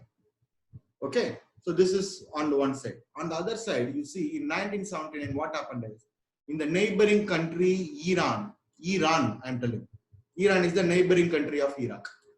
In Iran, there was a political revolution was there. As a result of the political revolution, the people overthrown the pro-Western ruler of Iran. His name is Shah. Shah was ruling Iran until 1979. He was a Western-sponsored leader. People overthrown the Western-sponsored leader and made Iran a Shia-based republic. Shia-based republic. That means Iran has become a Shia-based Islamic country in 1979. And as a part of that, the leader of Iran, the religious leader of Iran, he gave an ultimatum that wherever Shia community is majority, the country should be ruled by Shia only. So neighboring country Iran became a Shia-based Islamic republic in 1970. As a result of this, the leader of Iran, he said that wherever Shia community people are, because for the Shia, who is the leader? Iran. So the Iranian leader, he said that wherever Shia community are majority, a Shia only should become the leader of the community. So this directly threatened the authority of Saddam. Why? Means because in Iraq, who is the majority? Shia are the majority. Then who should rule Iraq? Shia should rule Iraq. But Saddam Hussein is a Sunni Muslim. So as a result of this only, Iran-Iraq war started in 1980, next year. So this is because of some territorial dispute, but the ultimate idea is Iran doesn't like Iraq to be under the control of Saddam Hussein because Saddam Hussein is a Sunni Muslim and Iraq have a Shia majority country. Okay, you can understand. So this is how the problem starts. So here, Iraq is a Shia dominated country, but ruled by a Sunni Muslim. But after Iranian revolution, the Iranian leader said that wherever Shia community is there, the country should be ruled by Shia only. This threatened the authority of Saddam Hussein, which led to Iran-Iraq. See, what is the confusion? Iraq, who is the majority in terms of population? Shia. But who is ruling Iraq? Saddam Hussein. Okay. So the majority community doesn't enjoy any power in Saddam Hussein's government. And the minority Kurdish also did not enjoy anything in Saddam Hussein. All the people who enjoy power in Saddam Hussein is the Sunni Muslims. So this is the position in Iraq. In the neighboring country, Iran, they became an Islamic republic, Shia-based Islamic republic. So the Shia leader in Iran, he gave an ultimatum, a propaganda that wherever Shia community people are there, the country should have Shia-based government or Shia leader only should rule the country. So Iraq is a Shia-based country, but who is ruling Iraq? Saddam Hussein. So Saddam Hussein and Iran began to fight with each other. That resulted in Iran-Iraq war. Iran-Iraq war. Okay. Suppose, see, this is Iran, this is Saudi, this is Syria. This entire, the white patches is Iraq. So the area near to Iran, we have Shia community. This is Shia majority state. The area near to Saudi Arabia, we have Sunni Muslim region. The northern region, we have the Kurdish region. Although in the area, Sunni Muslims have more area, it is a desert, no man's land, okay? The majority of the people are living in this territory. So in Iraq, majority population is Shia population. Now you have to note that Iran and Iraq were fighting with each other. Why? Iran is a Shia government, Iraq we have a Sunni Muslim government. Because who is the ruler? Saddam. Saddam is the ruler. So if Iraq is divided based on ethnic lines, means Iraq will look like this. So can you understand? Can you understand this? So now Iran and Iraq were fighting with each other. So as a result of this, what happened is the Kurdish people revolted against Saddam Hussein. Why? Means because the Kurdish people, they are minorities, small number of people only. The second majority, Sunni, is controlling the country. The majority people, Shia, are suffering. The minority people, Kurdish, also suffering in the hands of Sunni Muslims. So when Iraq was fighting a war with Iran, the Kurdish population thought that this is the best time to make us a separate country.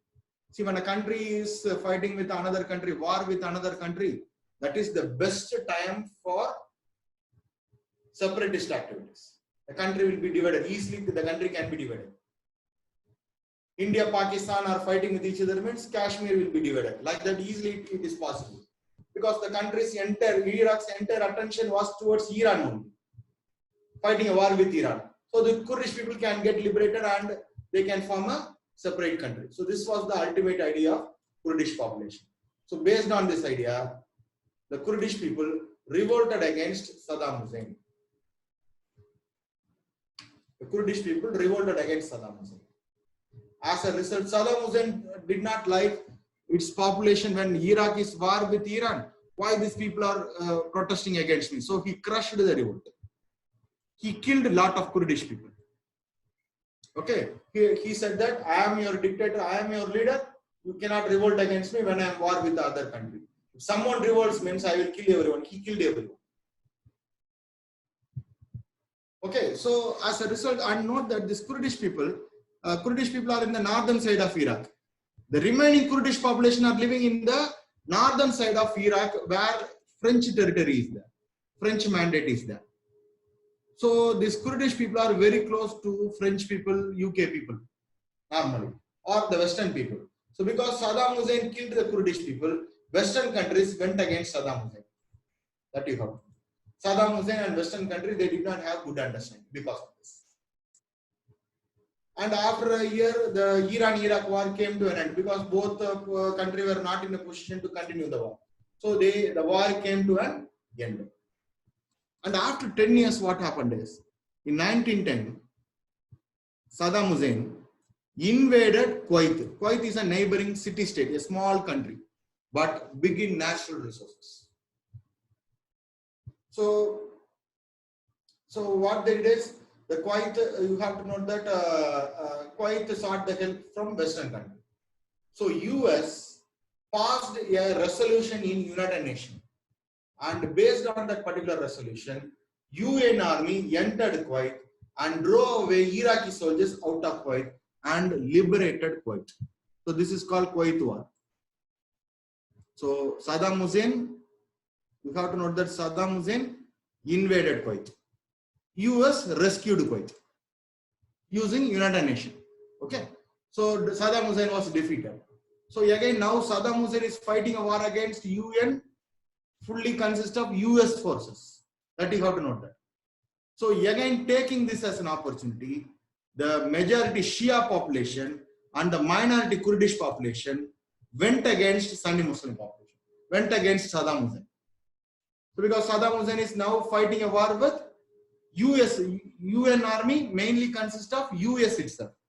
So ultimately what happened is the Saddam Hussein used chemical weapon against its own people. He killed his own people. See, I am fighting a war with other country. How can you local people protest against me? Although Saddam Hussein is a Sunni Muslim, the Kurdish population and Shia population were revolting against Saddam Hussein's rule, taking this issue as an opportunity. As a result, Saddam Hussein killed all these people using chemical weapons, which resulted in international sanctions. All the Western countries, they have put sanction against Iraq. The sanction against Iraq were there. Sanction means economic sanction. No more tie-up with Iraq. Saddam Hussein, they won't engage with Saddam Hussein. This is the understanding. So the sanction against Iraq were there until Saddam Hussein was eliminated. That you have to. So you can understand. So this is how the Iraqi politics is going. Okay, so Saddam Hussein is controlling Iraq. The majority Shia population and minority Kurdish population, they were revolting against Saddam Hussein, and Saddam Hussein is killing his own people. Whoever protests against his government, he will kill everyone. So this is what Saddam Hussein was doing. All the Western countries did not like what Saddam Hussein is doing. They were against Saddam Hussein because because there is some international convention. According to that convention, no one should use chemical weapon in war. But Saddam Hussein is using chemical weapon against its own people. Against its own people, which resulted in sanction. Okay. See, after 10 years, that means after 2001, what happened is September 11 attack was there. 9/11 attack was there in US. Twin Tower attack. And after that, US declared war against global terrorism. As a result of this, US Army was sent to Afghanistan, Pakistan to fight against Saddam Hussein. And taking this as an opportunity, US also wanted to teach Saddam Hussein a nice lesson. What US, because US doesn't like Saddam Hussein, they wanted to use this war against terrorism as a reason, and they simply put a blame on Saddam Hussein that Saddam Hussein is developing weapon of mass destruction. He is trying to test a nuclear weapon. So this is not good for the world. So saying this, US invaded Saddam Hussein. Sanctions means no economic relationship, no trade relationship with the country. That is called sanction. No buying and selling with Iraq. That is the understanding. So after 9/11 attack, US utilized this opportunity, entered Iraq, saying that Iraq is testing nuclear bomb, and overthrown Saddam Hussein, and US installed a democratic government there in Iraq. That means eliminating Saddam Hussein. This was happened in 2003. 2001, US entered Iraq, and in 2003, Saddam Hussein was killed by US. So this was happened as a result of why Saddam Hussein invaded Kuwait means Kuwait is full of oil. Kuwait, we have oil. Okay, that's why Saddam Hussein took it, but US liberated Kuwait. So now US overthrown Saddam Hussein and installed a democratic government there in Iraq. Saddam Hussein is no more. So there is a new government installed in Iraq. So democratic government, democracy works based on majoritarian government. Then who will form government in Iraq? Who will form government in Iraq? நடத்தி முடிச்சு ரொம்ப நேரம் கழிச்சுட்டா கேக்குறீங்க. One Iran-Iraq war. Iran-Iraq war ended. That's all. No one won, no one lost. Okay. See, now we are discussing this. Now you are asking about the previous slide. Okay. So see, if you have questions, means just note it down. You can ask me the question at the end of the class. I will answer. Okay. So now you have to note that the Saddam Hussein who was ruling the Iraq was no more. US replaced Saddam Hussein with a democratic government. Now Iraq is having a majoritarian government. Who is majority in Iraq? Shia community is majority. So the democratic government is Shia government. So Shia came to power in Iraq because of US. So US changed the Sunni Muslim Saddam Hussein's government by a Shia-based democratic government there in Iraq. Okay, this is what US was. So, and finally in 2011, US left Iraq because US did not find anything in Iraq. Lot of US soldiers already died because of the war with Iraq. The US people wanted US army again back in US. That's why US left Iraq in 2011. So till 2001, Iraq was ruled by Saddam Hussein. In 2001, US entered Iraq, eliminated Saddam Hussein and left Iraq in 2011 after replacing Saddam Hussein government with a democratic government. Democratic government means works based on majority rule. So who is majority in the particular country? Shia people. So what happened is after US withdrew, you have to note that in Iraq, the entire power equation changed. A new government was installed under a leader called Nur al-Malik. He became the leader of Iraq and he is a hardline Shia. So during the Saddam Hussein's regime, who were enjoying? No, US did not rule. US installed this government. Okay, Nur al-Malik government was there. After Saddam Hussein was overthrown, a democratic government was installed in Iraq, headed by Nouri Ali Malik. This guy. He is a Shia guy, hardcore Shia. He hates Sunni Muslims. So this is what happened. See, Saddam Hussein is a Sunni Muslim. He is gone. Now Nur al-Malik is a Shia. He is a hardline Shia. Okay, because now in Iraq they have a democratic government. Okay, he is a Shia. The new government is a democratic government. The new government was installed by US. Nur al-Malik became the leader. He is a Shia guy. He is a Shiite. He is a Shiite. So during the Saddam Hussein's period, who enjoyed benefits in Iraq? All the Sunni Muslims enjoyed benefit in Iraq. And who were marginalized? The majority Shia community and minority Kurdish community were marginalized. They were not given any share in power. They did not enjoy any privilege. But under Nur al-Maliki government, which is a Shia government, what he did is he reversed all the policies of Saddam Hussein. Now under Nur al-Malik government, all the powers, privileges, etc. will be only meant for Shia only. Okay, Shia controlled the entire Iraq. Sunni Muslims were marginalized. Marginalized means no privilege to them. So the Sunni leaders who enjoyed power during Saddam Hussein, now they were deprived of their power. They have money, but they don't have power. So what happened is the Sunni leaders, they revolted against the new Shia government. And the Nur al-Malik government arrested all the leaders because of this one.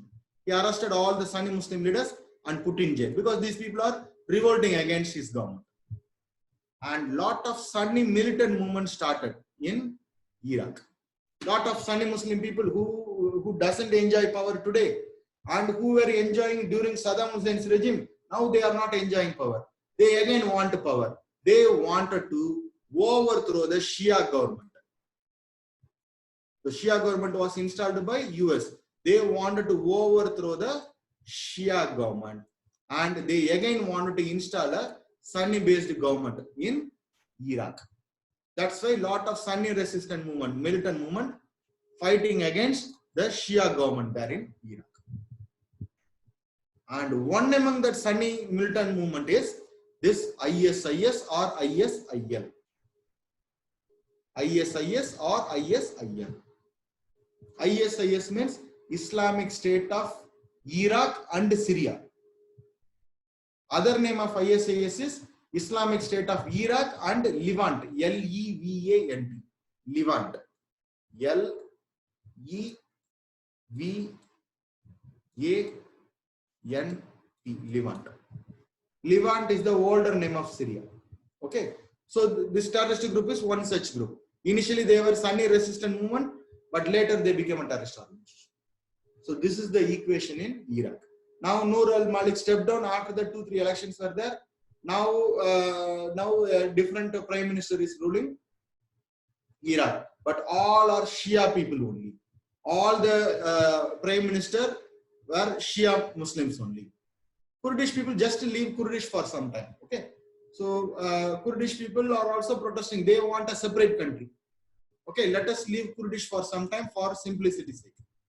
Islamic State of Iraq and Syria, or Islamic State of Iraq and Levant, Levant. Syria, Levant, both are same. The older name is Levant, the new name is Syria. Islamic State of Iraq and Syria. This group initially, why Syria joined Iraq? When Syria joined Iraq? When I said like this, no. So this is a terrorist group who belong to that particular territory. It is a terrorist group name who are living in Syria and Iraq. Syria and Iraq are neighboring country. See, this is Syria. This is Iraq. This ISIS is popular in this territory. So they are living in Syria and also in Iraq. This entire area belongs to them. They are under their control.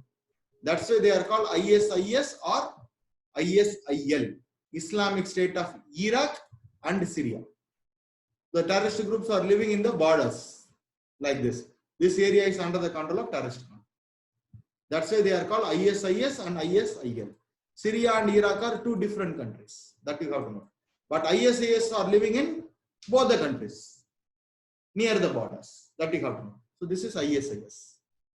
So initially this ISIS and ISIL, they were Sunni militant groups. But later they became a terrorist organization. Okay. So now we have to discuss this particular map. This map is very, very important. Okay. So you have to understand this map very clearly. I'm going to explain this. Okay. Why US indulged in so much in Iraqi affairs? US is the world policeman. Iraq was ruled by Saddam Hussein. Saddam Hussein and US doesn't like each other. That's why they do like this. Because already because of Kuwait, US and Saddam Hussein fought against each other. No? That's why US overthrown Saddam Hussein. See, how they entered into Iraq? They said that Saddam Hussein was developing nuclear weapon. That's why US sent its army unilaterally. Without consulting anyone, they entered into Iraq, overthrown the leader, and they changed the regime there in Iraq. And they quit Iraq saying that in Iraq, no nuclear bomb is there. That means they simply put a lie on Saddam Hussein that Saddam Hussein was developing nuclear weapon. And they attacked Saddam Hussein, eliminated Saddam Hussein, changed the regime there. And then they came back to US telling that no nuclear bomb was available in Iraq. Because Saddam Hussein was not involving in nuclear development, nuclear bombs. Simply because by the time and all world was unipolar. Only one power center was there, that was US. US was the only superpower in 2001. That's why US, without consulting anyone, was able to wage war against Saddam Hussein. Innocent means Saddam Hussein is innocent of the lie that he was developing nuclear weapon. But Saddam Hussein was killing his own people, no Shia people and Kurdish people. Okay, so it is very difficult to answer. On the other side, if Saddam Hussein stepped down from power, means what will happen is his Shia community. So till 2000, US were ruling Iraq. No, a democratic government, puppet government was installed in Iraq. US army was there in Iraq. That is the understanding. From 2003 till 2011, US army was stationed in Iraq. Iraqi government was a Shia-based government. Okay, so in 2011 they left Iraq. Now the Sunni resistance movement, they are going against the Iraqi government. All the Sunni resistance movements, they wanted to overthrow the Shia government and again wanted to install a Sunni Muslim government in Iraq. This is their ultimate aim. So one among that Sunni resistance movement is ISIS, the Islamic State terrorist groups. Okay, so now, so you ask the question at the end of the class, I will answer. Full military rule, why partial? Full military, US military was everywhere.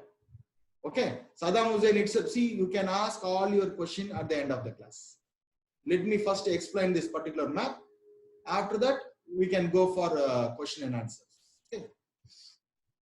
After the 2 slides are there, 3 slides I'll make it. After that we will have a question and answer session.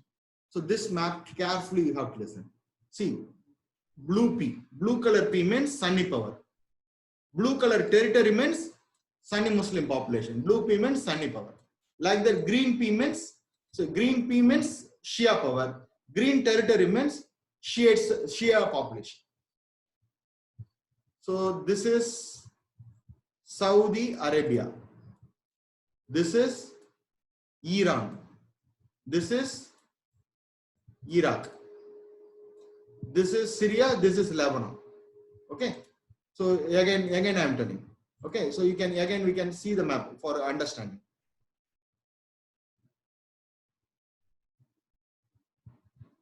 Iran, Saudi, Syria, Lebanon, Saudi Arabia. So this map only is shown there. This map. Saudi Arabia, Iran, Iraq, Syria, Lebanon. Saudi Arabia, Iran, Iraq, Lebanon. So this is Syria, this is Lebanon. See, this was during when Saddam Hussein was in power. So closely watch. Don't interfere. Just closely watch this. Okay. So this was during Saddam, when Saddam was there. When Saddam was in power, this is the position. This is Iran. Shia population, Shiites are in power. Iraq, majority population is Shia, but who was in power? Saddam Hussein was in power before 2003. And this is Syria. Majority population is blue territory. So Sunni Muslim population. But who was in power? Yeah, Shia is in power. Already we know this. And in Lebanon, Shia population, Shiites are in power. So now what US have done is, US overthrown Saddam Hussein and installed a Shia government there in Syria. Iraq. Okay. So US only overthrown the Saddam Hussein government in Iraq. So that you have to know. Okay. So Shia population, Shia power. Shia population, but Sunni Muslim is in power. Here, Sunni Muslim population, but Shia is in power. This is, both are reciprocal. Okay. And this you see, Shia population, Shiites are in power. And note that when Western country overthrown Saddam Hussein, means who should come to the rescue of Saddam Hussein? Saddam Hussein is fighting against Iraq. That means this is Iraq. Saddam Hussein is fighting against Iran. This is Iran. Saddam Hussein and Iran doesn't like each other. And Western country was trying to overthrow Saddam Hussein before 2003. Who should come to the rescue of Saddam Hussein? Obviously, who should come? Saudi Arabia should come to the rescue of Saddam Hussein. But Saddam Hussein and Saudi Arabia doesn't like each other. Because Saddam Hussein is having that kind of attitude. He will not accept Saudi Arabia as their leader. But at least the Saudi Arabia was happy with Saddam Hussein that he is waging a war against Saudi's enemy, Iran. Saudi doesn't want Iran. Saddam Hussein also doesn't want Iran. So at least Saudi Arabia was happy with Saddam Hussein in this. But now what happened? Saddam Hussein is overthrown. Saddam Hussein is overthrown. Now come to this map. Same map only. So this is after 2000, after Saddam Hussein was killed. So this is Shia population, Shiites are in power. This is Iraq, Shia population, and who is in power? Nur al-Malik and the other prime ministers. All are Shia population. So Shiites are in power. And again in Syria, although it is Sunni Muslim population, who is in power? Shia is in power. Lebanon also Shia is in power. So from Iran till Mediterranean Sea, everybody or every country is under the control of Shia power. A Shia power axis has been formed in this region. So this you have to understand carefully. Okay. So the thing is, Iran is a Shia power. Iraq is a Shia power. Syria, the ruler is a Shia. Lebanon also they have power. So from Iran till Mediterranean, this is Mediterranean Sea. Mediterranean Sea. In Mediterranean Sea, you have to note that Iran can access. See, actually, there is a theory that if any country can access Mediterranean Sea, means that particular country will become a superpower, will be a strong country. That means if Iran, this is Iran.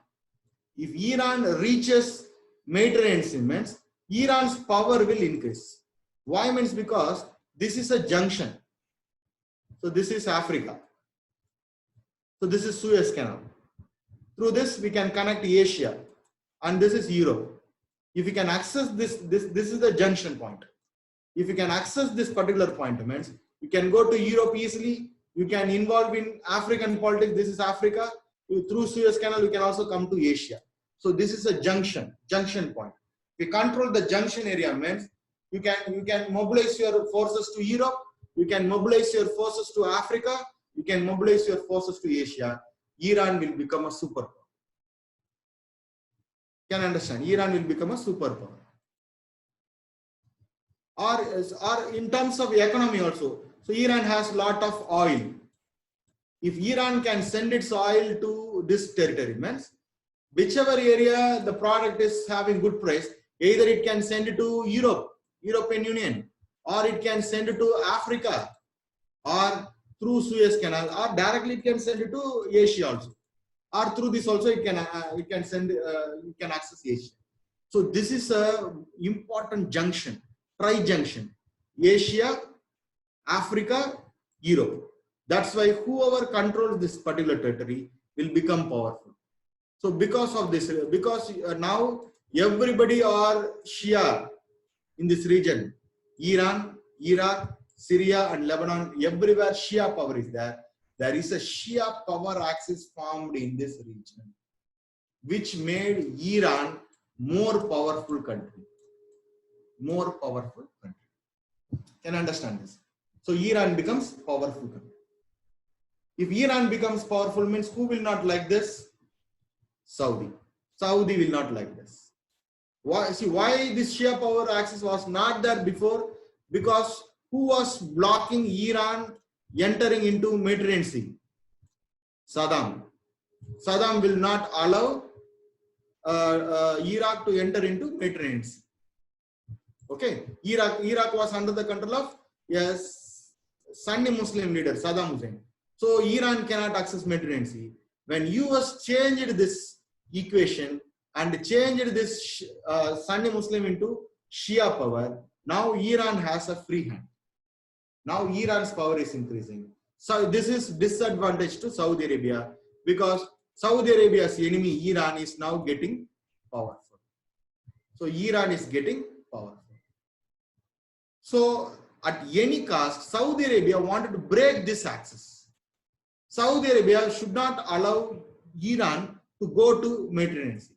Otherwise, Iran will become powerful. Saudi Arabia cannot contain Iran. That's why what Saudi Arabia wanted to do is, what was the change happened because of the 20th power axis, Shia power axis has been formed. The change was, earlier Saddam Hussein is now a Sunni ruler was ruled by a Shia ruler. So Saudi Arabia wanted to overthrow the Iraqi regime and again wanted to change. That means Saudi Arabia want Iraq to be under the control of a Shia. They wanted to overthrow Shia and again wanted Iraq to be under the control of a Sunni Muslim. But who is supporting Iraqi government today? Iran. Why? Means because Iraqi government is a Shia government. Who is the protector of Shia of the world? Iran. So Iran government is supporting Iraqi government. But Saudi wanted to overthrow this government and again wanted to establish a Sunni power there in Iraq. And the other problem is, who is also supporting the Iraqi government? The US government. Because US government only installed that particular government. So what Saudi Arabia did is, Saudi Arabia and US are friends. So Saudi Arabia went to US and said to US that, what have you done? see, in the name of intervening the affairs of Iraq, you changed the regime in Iraq. Now, instead of a Sunni Muslim government, in Iraq, they have a Shia government. That means for Saudi Arabia and US, who is the common enemy? Iran is the common enemy. Okay, so Saudi Arabia is now accusing US that you have made our enemy stronger. So let us overthrow the Shia government there in Iraq and re-establish Sunni Muslim government in Iraq. This is what Saudi Arabia said to US, but US did not accept it. US said that I did not do anything. I just installed a legitimate democratic government. The people of Iraq, they selected the Shia government. Like that they said. Okay. So now what Saudi Arabia is doing is, Saudi Arabia cannot directly wage war against Iraq and overthrow the Shia regime there in Iraq. That's why the Saudi Arabia is instigating the Sunni Muslim population. Sunni Muslim population is that like this. Here Sunni Muslim population is there. It is instigating these people and supporting the militant movements against the government. And one such group is ISIS. That means the point is, ISIS, when they were in the initial stage, when they were not a big organization, by the time they got the support from Saudi Arabia, Saudi Arabia thought that let us use this organization, overthrow this Shia government, and let us install a Sunni Muslim government. So this is the understanding of Saudi Arabia. But US is not helping Saudi Arabia. What is the ultimate idea of Saudi Arabia? To break this power axis. Unless there is a change in government in Iraq, you can't break this power axis. But Iraq government is getting the support from Iran and also from US. So changing the Iraqi government is not easy for Saudi Arabia. Okay, Saudi Arabia now what it is doing is indirectly using the militant groups to do some activities. Otherwise, directly it was not able to do. So now what Saudi Arabia is doing is, see, in Iraq, US used democracy. That's why the Saddam Hussein was eliminated. Instead of that, a Shia government was installed. Now what this Saudi Arabia is doing is, Saudi Arabia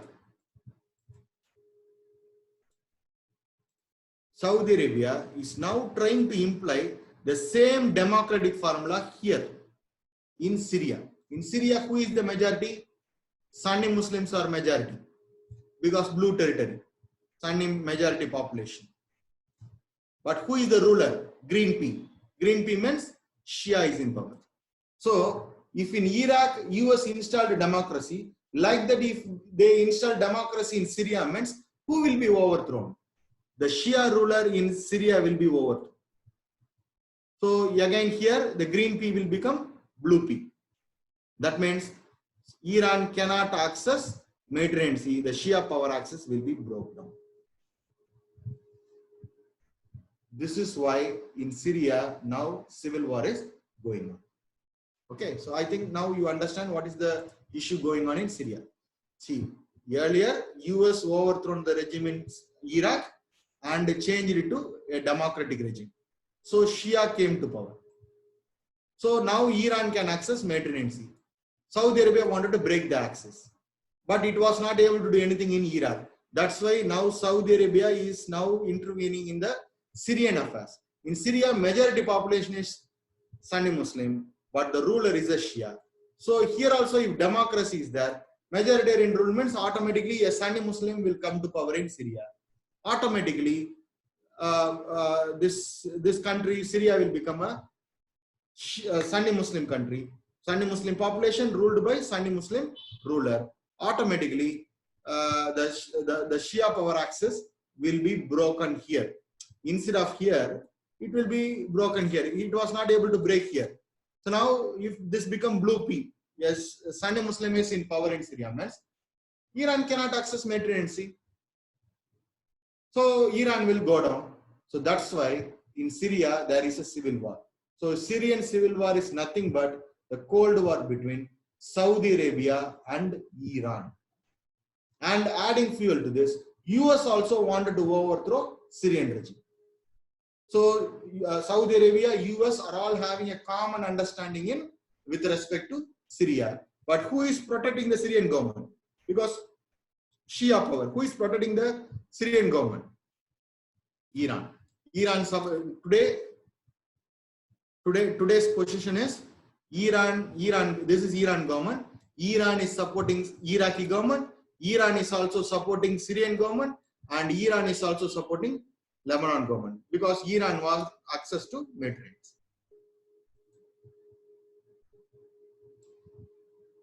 Okay, so this is what happened. Iran and Russia are friends. Okay, so US and Saudi Arabia are friends. So US and Saudi Arabia wanted to overthrow the Syrian regime. That's why in Syria civil war is going on. Okay, and see this map. This is the map, the present map of Iraq. The red patches are under the control of government. Yellow patches are under the control of Kurdish. Leave Kurdish people now. Okay, let's not bring them now. Okay, this is Syria. This is Syria. In Syria also, this area is under the control of the terrorist group. This area is under the control of ISIL or ISIS, the black patches. So this is the present position of each and every group in Iraq. Okay, and note this. This is ISIS. The leader of the ISIS, his name is Abu Bakr al-Baghdadi. See, he's using the word Abu Bakr. Who is the Abu Bakr?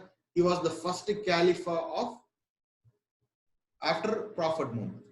Baghdadi was the center of Baghdadi means Abu Bakr of Baghdad. That's the meaning. Baghdad was the caliph's capital. So he was the leader of the ISIS. Recently, Trump said he was killed. Father-in-law, yes. Okay.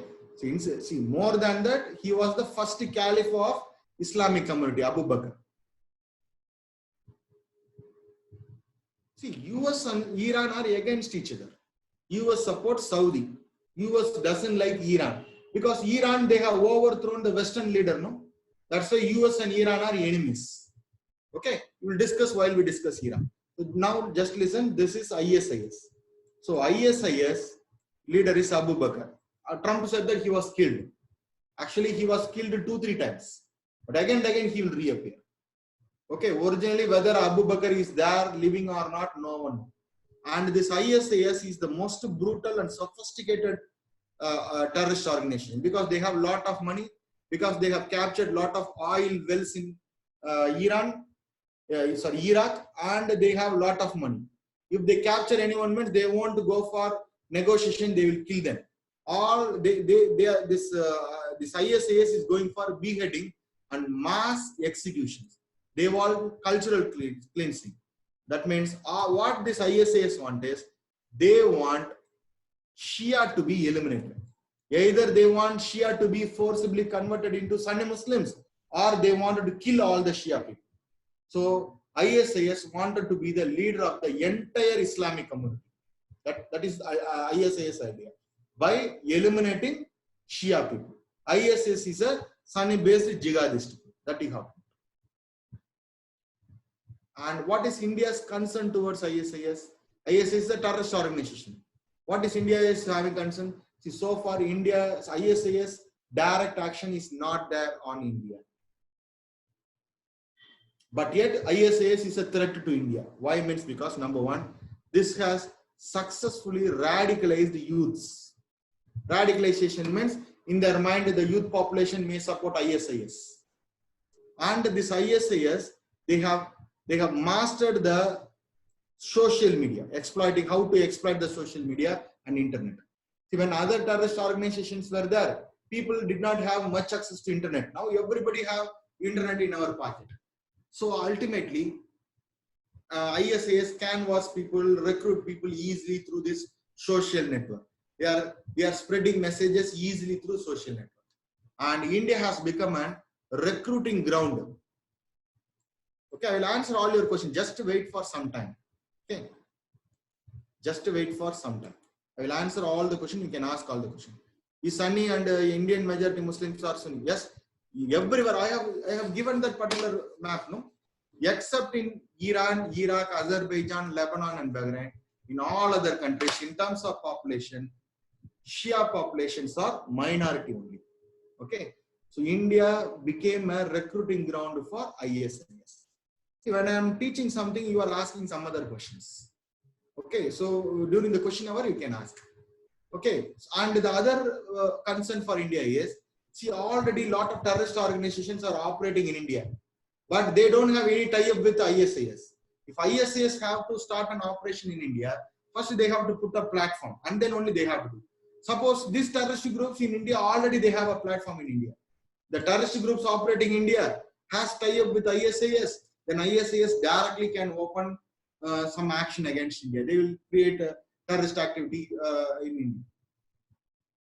And the other thing is, Pakistan's ISI may use the ISIS against India.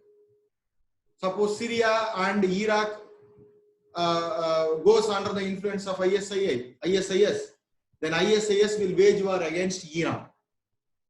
If Iran falls down, means ISIS next target will be India, because Pakistan will utilize this ISIS against India for its own purpose. Already Pakistan have a history of sponsoring terrorism against India. No? So this is what going to happen in. That's why India is having very big concern towards ISIS. So ISIS is a big threat, coming threat for India. And what ISIS want? ISIS wanted to create a worldwide caliphate. This is a medieval world. Medieval world. Okay. So no need to know all these names. Okay. So this is how in medieval, that means during 1000 to 1500 and all, these areas were under the control of the Iraqi government, Baghdad government, the Caliphate, including the Delhi Sultanate in India. And the consolation is some part of China is also included in this. So ISIS wanted to be the leader of this world called Caliphate. And Abu Bakr wanted to be the Caliphate of this, this worldwide medieval world. So this is the story of ISIS. So next class, what we will do is, we will discuss Syria. Now in Syria, civil war is going on. Why Syria civil war is going on? US is now creating, that means Saudi Arabia is creating problem in Syria. Okay. So now I will answer your question. So if you have any doubt so far, means I will answer. Okay.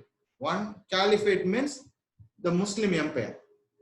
Under Khalifa, Abu Bakr, Umar, Uthman, the Muawiyah, all these people were there, no? So that is called caliphate. This was the area which was under the control of the caliphate.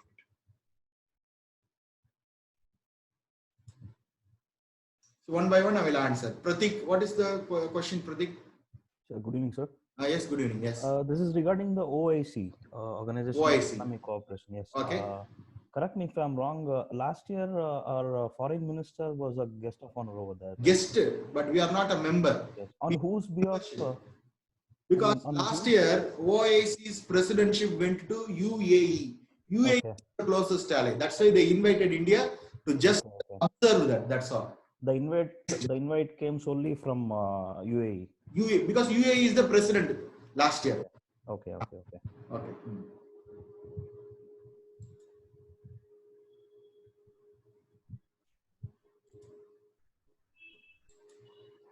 Then Priya.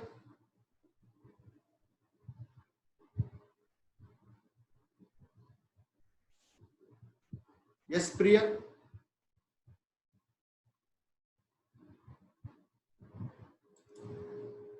Yes. Hello. Yes. So I didn't understand why US is interested in Syria and why it Syria we have to discuss. No. Syria we have to discuss tomorrow. So Syria. Okay, in Syria, Syria is getting the support from Russia. That's why US is wanted to overthrow Syria. That's all. Just to keep this, tomorrow we will discuss. Syria we have not discussed. And what about Iran and US? Iran supports Syrian government, the present Syrian government. Okay, because of that. To overthrow Syrian government. US and Iran are enemies. Iran and Russia are friends. Okay. Okay.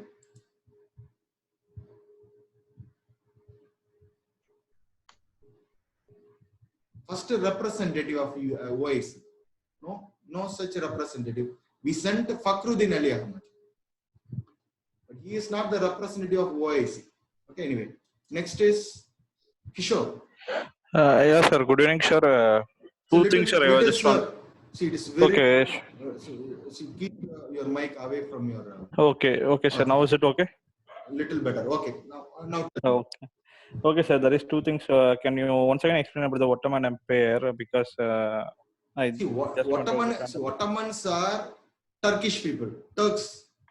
They controlled Okay. the entire West Asia after 1500 till the end of First World War. In First World War, they sided with Germany and lost the war. Ottoman Empire were disintegrated. That's Ottoman Empire now divided between French and British people.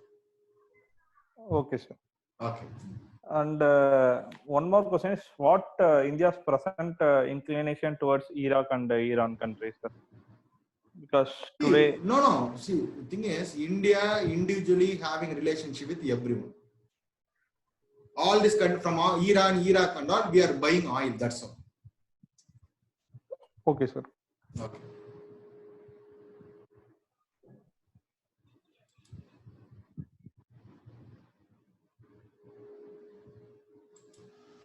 Then Shin. Yes. Hello. Yes. Good evening, sir. Yes. Good evening. Yes.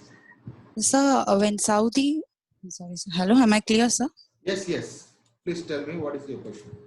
Sir, earlier when Saudi approached US regarding the Iran fight, they declined. They declined that. Now, Iraq. why is Iraq. Yes. now why is US supporting Saudi, sir? US and Saudi are friends only. See, they are friends, but against Saudi Arabia's interest, US overthrown this Iraqi government and installed a Shia government which is friendly to Iran. So this went against Saudi Arabia. That's why Saudi Arabia went to US and asked US, why did you do that? But US said, I did not do, I just implemented democracy. It is up to the people. So now Saudi Arabia wanted to use the same democracy principle here in Syria. That's why in Syria, civil war is going on. Okay, sir. Sir, I have another doubt, sir. Yes. Can you elaborate about the Indians' concerns over the ISIS, sir? See just now we have discussed. Okay. Yes, I got stuck. 1 minute. See, this is radicalizing Indian youth. The Indian population, young population is there, no? They support ISIS. Some people. Okay. And then too, the ISIS have access over internet, so they can canvas the people. Yes. And India has become a recruiting ground. A lot of Indians are recruited in ISIS. Particularly, people are going and working in West Asia. When they lose their jobs, ISIS recruit those people. Yes. The terrorist people operating in India, if they have some kind of connection with ISIS, ISIS can openly operate in India. Yes. And finally, the Pakistan may use this ISIS against India. The Pakistan so these are all our concern towards ISIS. Okay. Thank you, sir. Okay. And then Prem.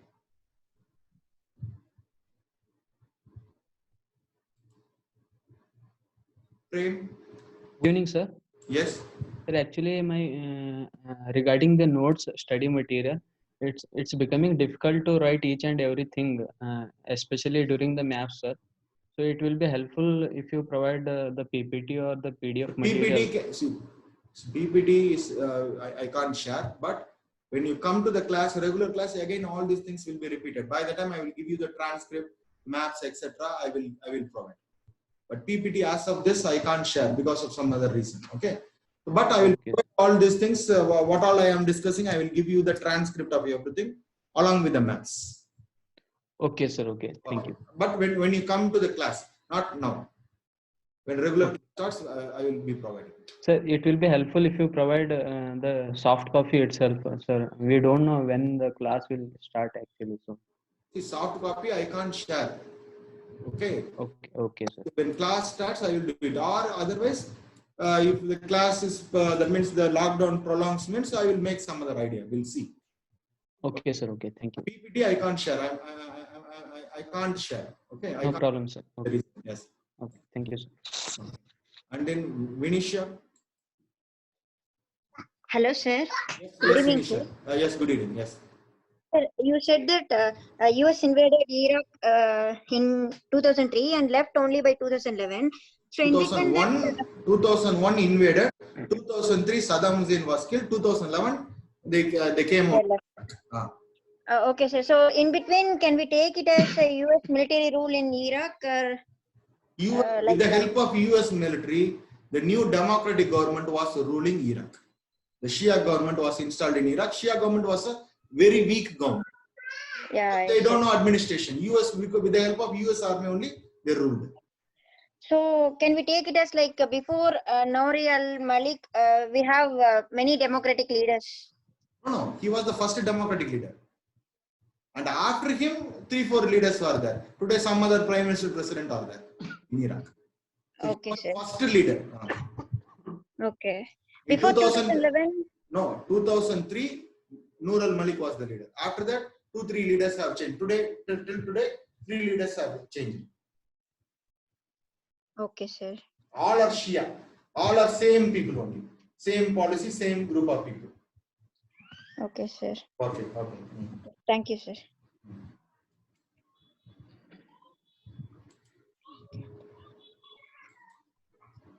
Good evening, sir. Yes. Sir, what is the meaning of separatist government? See, separatist government means they wanted to have a separate country. Kashmiri separatist groups. Kashmir wanted to go away from India and wanted to be a separate country. But they are called separatist government. Okay, sir. Okay. And are the Ottomans Greeks by any chance? No, they are Turks. Turks. Turks. Okay. Okay. Yes. Thank you.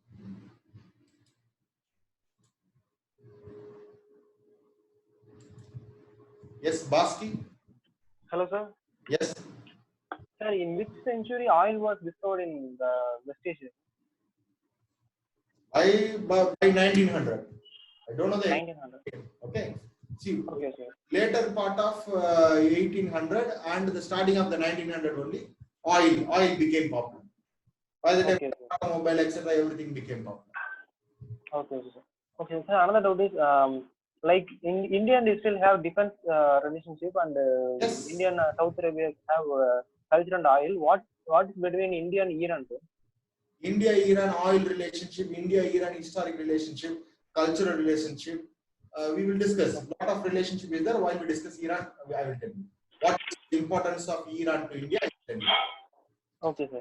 Sir, and at the time 1979 Iranian revolt started, right, sir?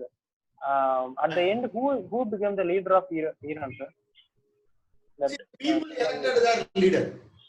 Okay, it's not important. No, it is not any. But Iran became a democratic country, but Islamic democracy. Shia. Okay.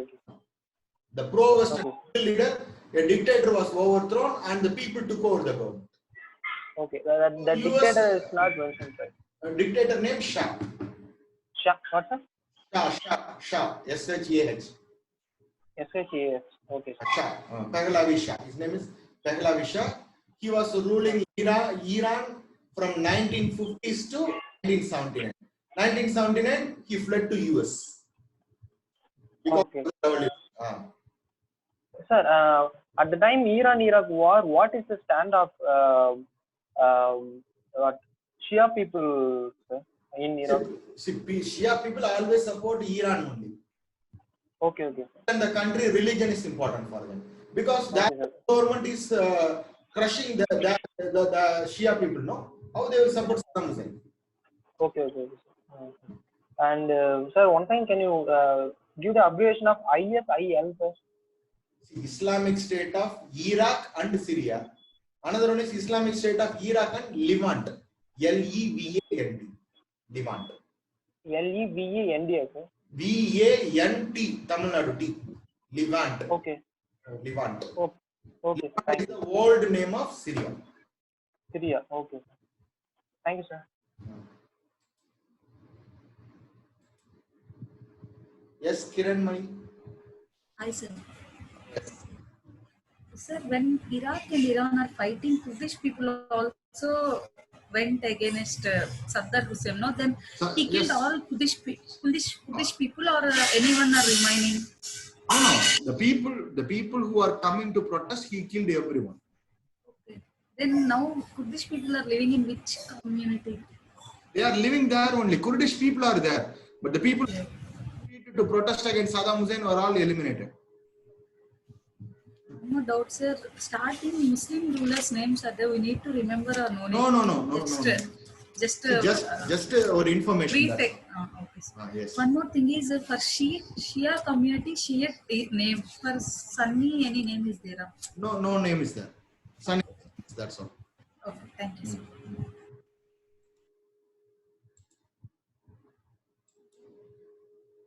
Rupesh. Hi, sir.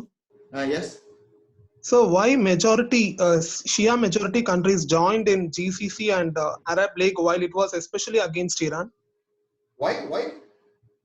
Because why Shia majority countries joined in GCC and Arab League while it was especially against Iran?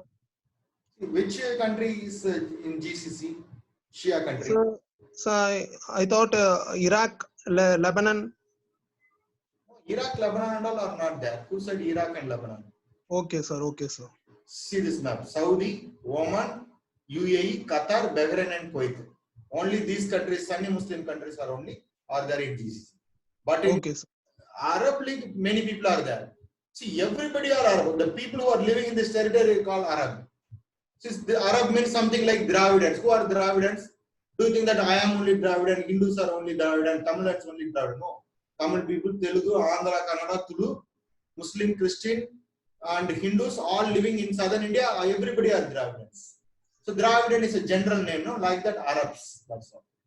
Arab means majority people are Sunni Muslims. That is the understanding. But Arab means only Sunni, no, not like that. Okay, sir. Thank you, sir. Okay.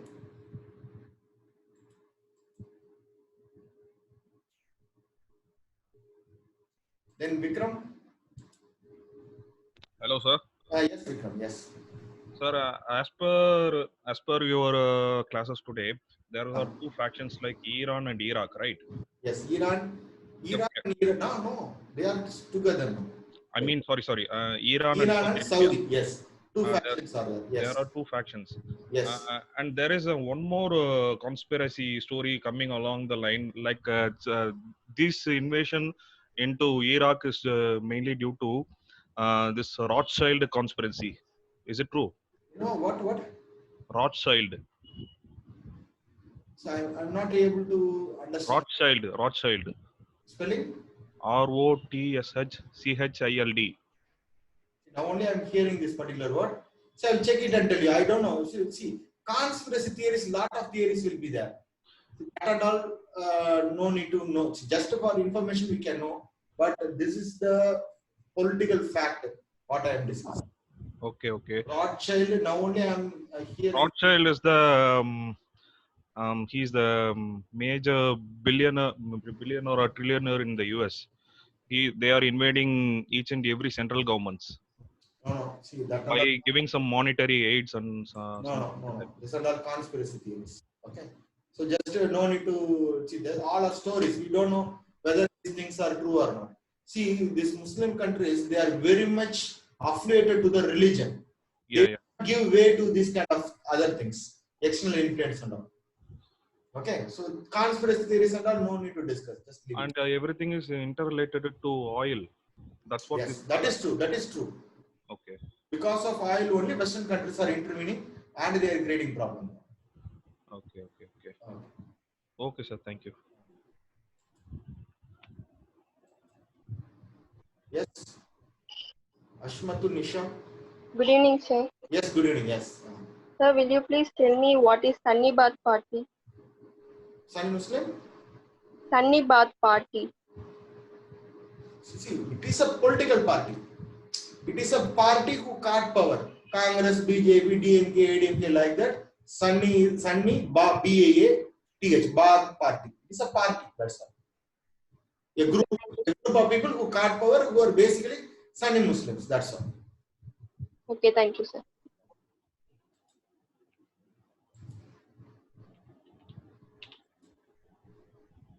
Yes, Prashant. Sir, what is India's standpoint during these clashes between the countries? India, we don't have direct interest in their problem. India is a friend of everyone. That's all. India is a friend of Iran. India is a friend of Saddam Hussein also. India is a friend of Saudi. India is a friend of Kuwait. India is a friend of Israel. India is a friend of everyone. See, that issue we don't take stance. We are neutral. We won't intervene. Okay. Okay, sir. Thank you.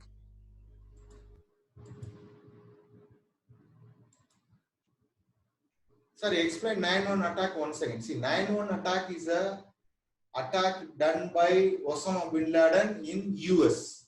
September 11 attack. Okay, Twin Tower attack. That means US Twin Tower, US Pentagon was attacked by this Al Qaeda terrorist group, and US sent army to Afghanistan and killed Saddam. That means Osama bin Laden. That is 9/11 attack. See, what connect Mediterranean Sea and Red Sea? Suez Canal. Suez Canal connects.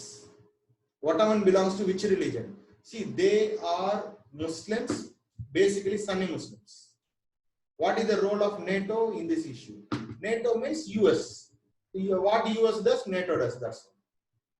Why US and Saudi Arabia concentrating in this smaller Syria? Because they wanted to break the.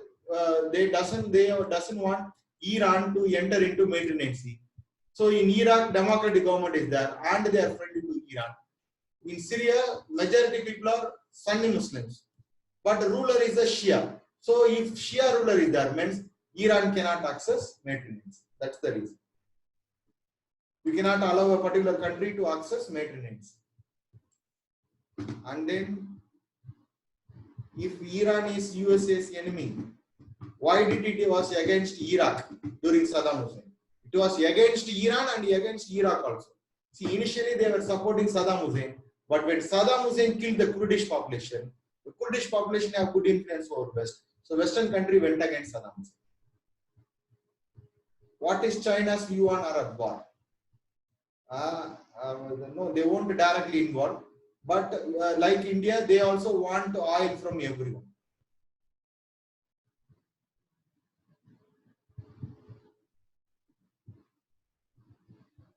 If you have any new questions, you can ask now. Iran and Iraq, democracy. Yes, they are having democracy today. A different type of democracy.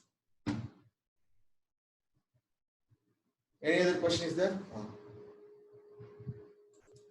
Prashant?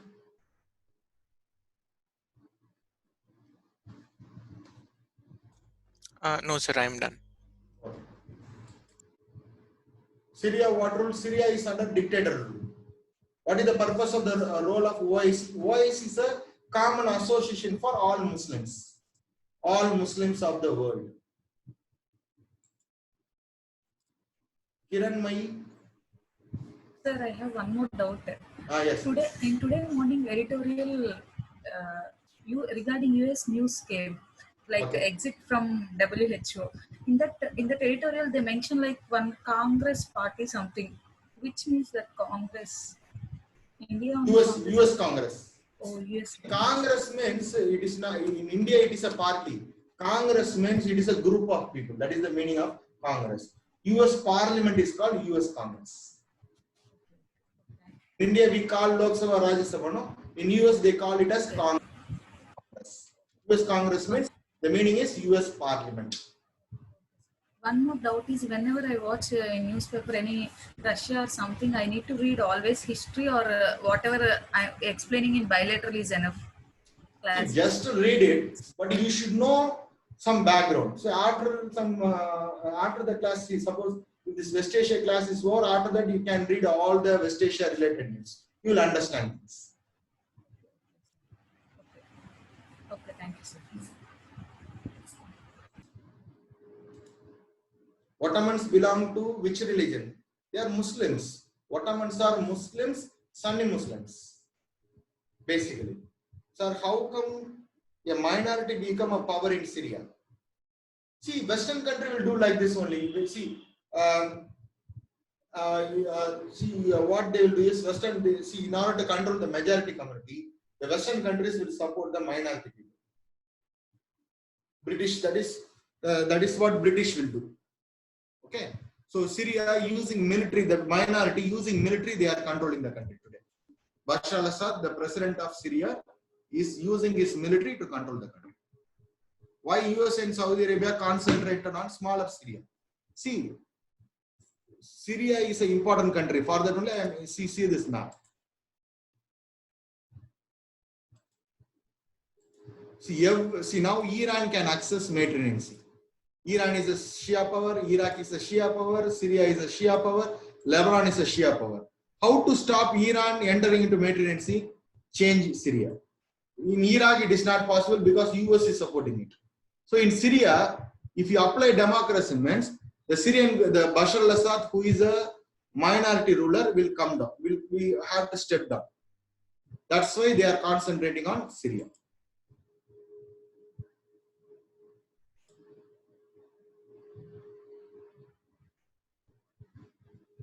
Okay, concentrating means if you overthrow the Bashar al-Assad government, that means the Shia government in Syria means, and you apply democracy there in Syria, Syria will become a Sunni Muslim country, and Iran cannot access Mediterranean Sea.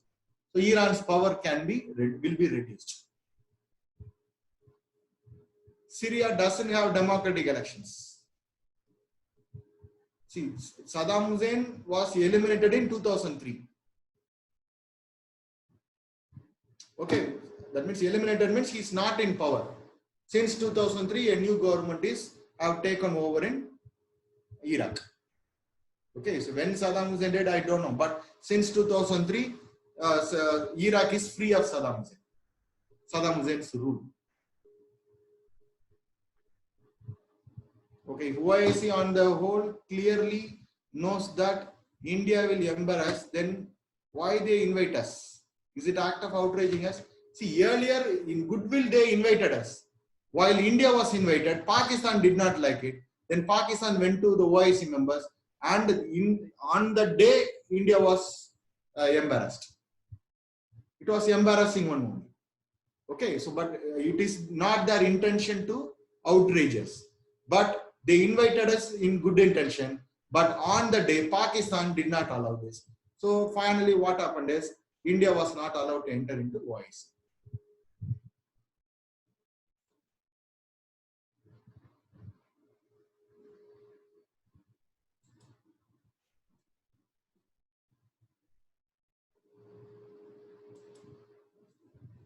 If OIC on a whole clearly knows India, okay. Charles, yes. Sir, you told that in 2001 Iraq was democratic country, no, sir? No, 2001 Iraq was under the control of Saddam Hussein. US invaded Iraq in 2001. In 2003, Saddam Hussein's rules was came to an end. Okay, sir.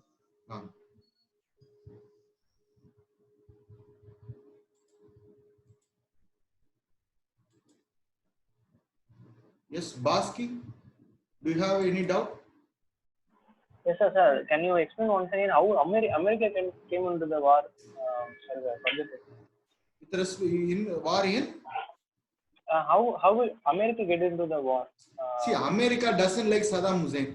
That's why when they waged war against global terrorism, US entered Iraq, saying that Iraq was testing nuclear weapon and eliminated Saddam Hussein. And he again put Iraq, saying that no weapon is there, and came back to US. No. Why, sir? Why America doesn't like Saddam Hussein? Because of the Kuwait war. In Kuwait, US and Saddam Hussein directly fought war, no? Okay. He captured, right? Oh, that's yes. why America came. That's an old problem. See, Iraq Hussein invaded Kuwait. Kuwait called for help. Immediately US because Kuwait is having oil now, so US reacted. So US passed the UN resolution. UN army entered Kuwait, mainly consists of US army, and drove away Iraqi forces out of Kuwait. Okay, sir, thank you. Yes. Does Jewish population in America and Iran have any influence in this political issue. In Iran, Jewish population are not there. Who said Jewish population are there in Iran? Iran and Jewish community are against each other. US Jewish people influence everything. That is true. That is true.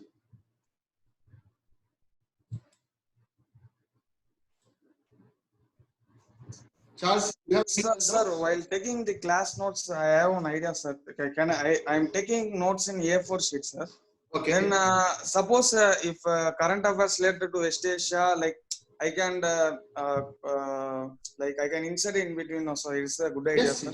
yes. You have to see, always in a paper, you have to leave at least 1/4 of the paper in the right side blank for future reference. So suppose you are referring something, you have any additional appointments, you can add it. So depending upon your convenience, you can do it. If it is a loose paper, means you can insert a new paper, no issue. But you don't take notes in a stingy manner, in a congested manner. Okay. So give liberal space so that if any new point comes, means you can add it with the already existing one. Yes, sir. Okay, thank you, sir. Okay. So I have answered all the questions. So class is over. Today's class is over. Thank you.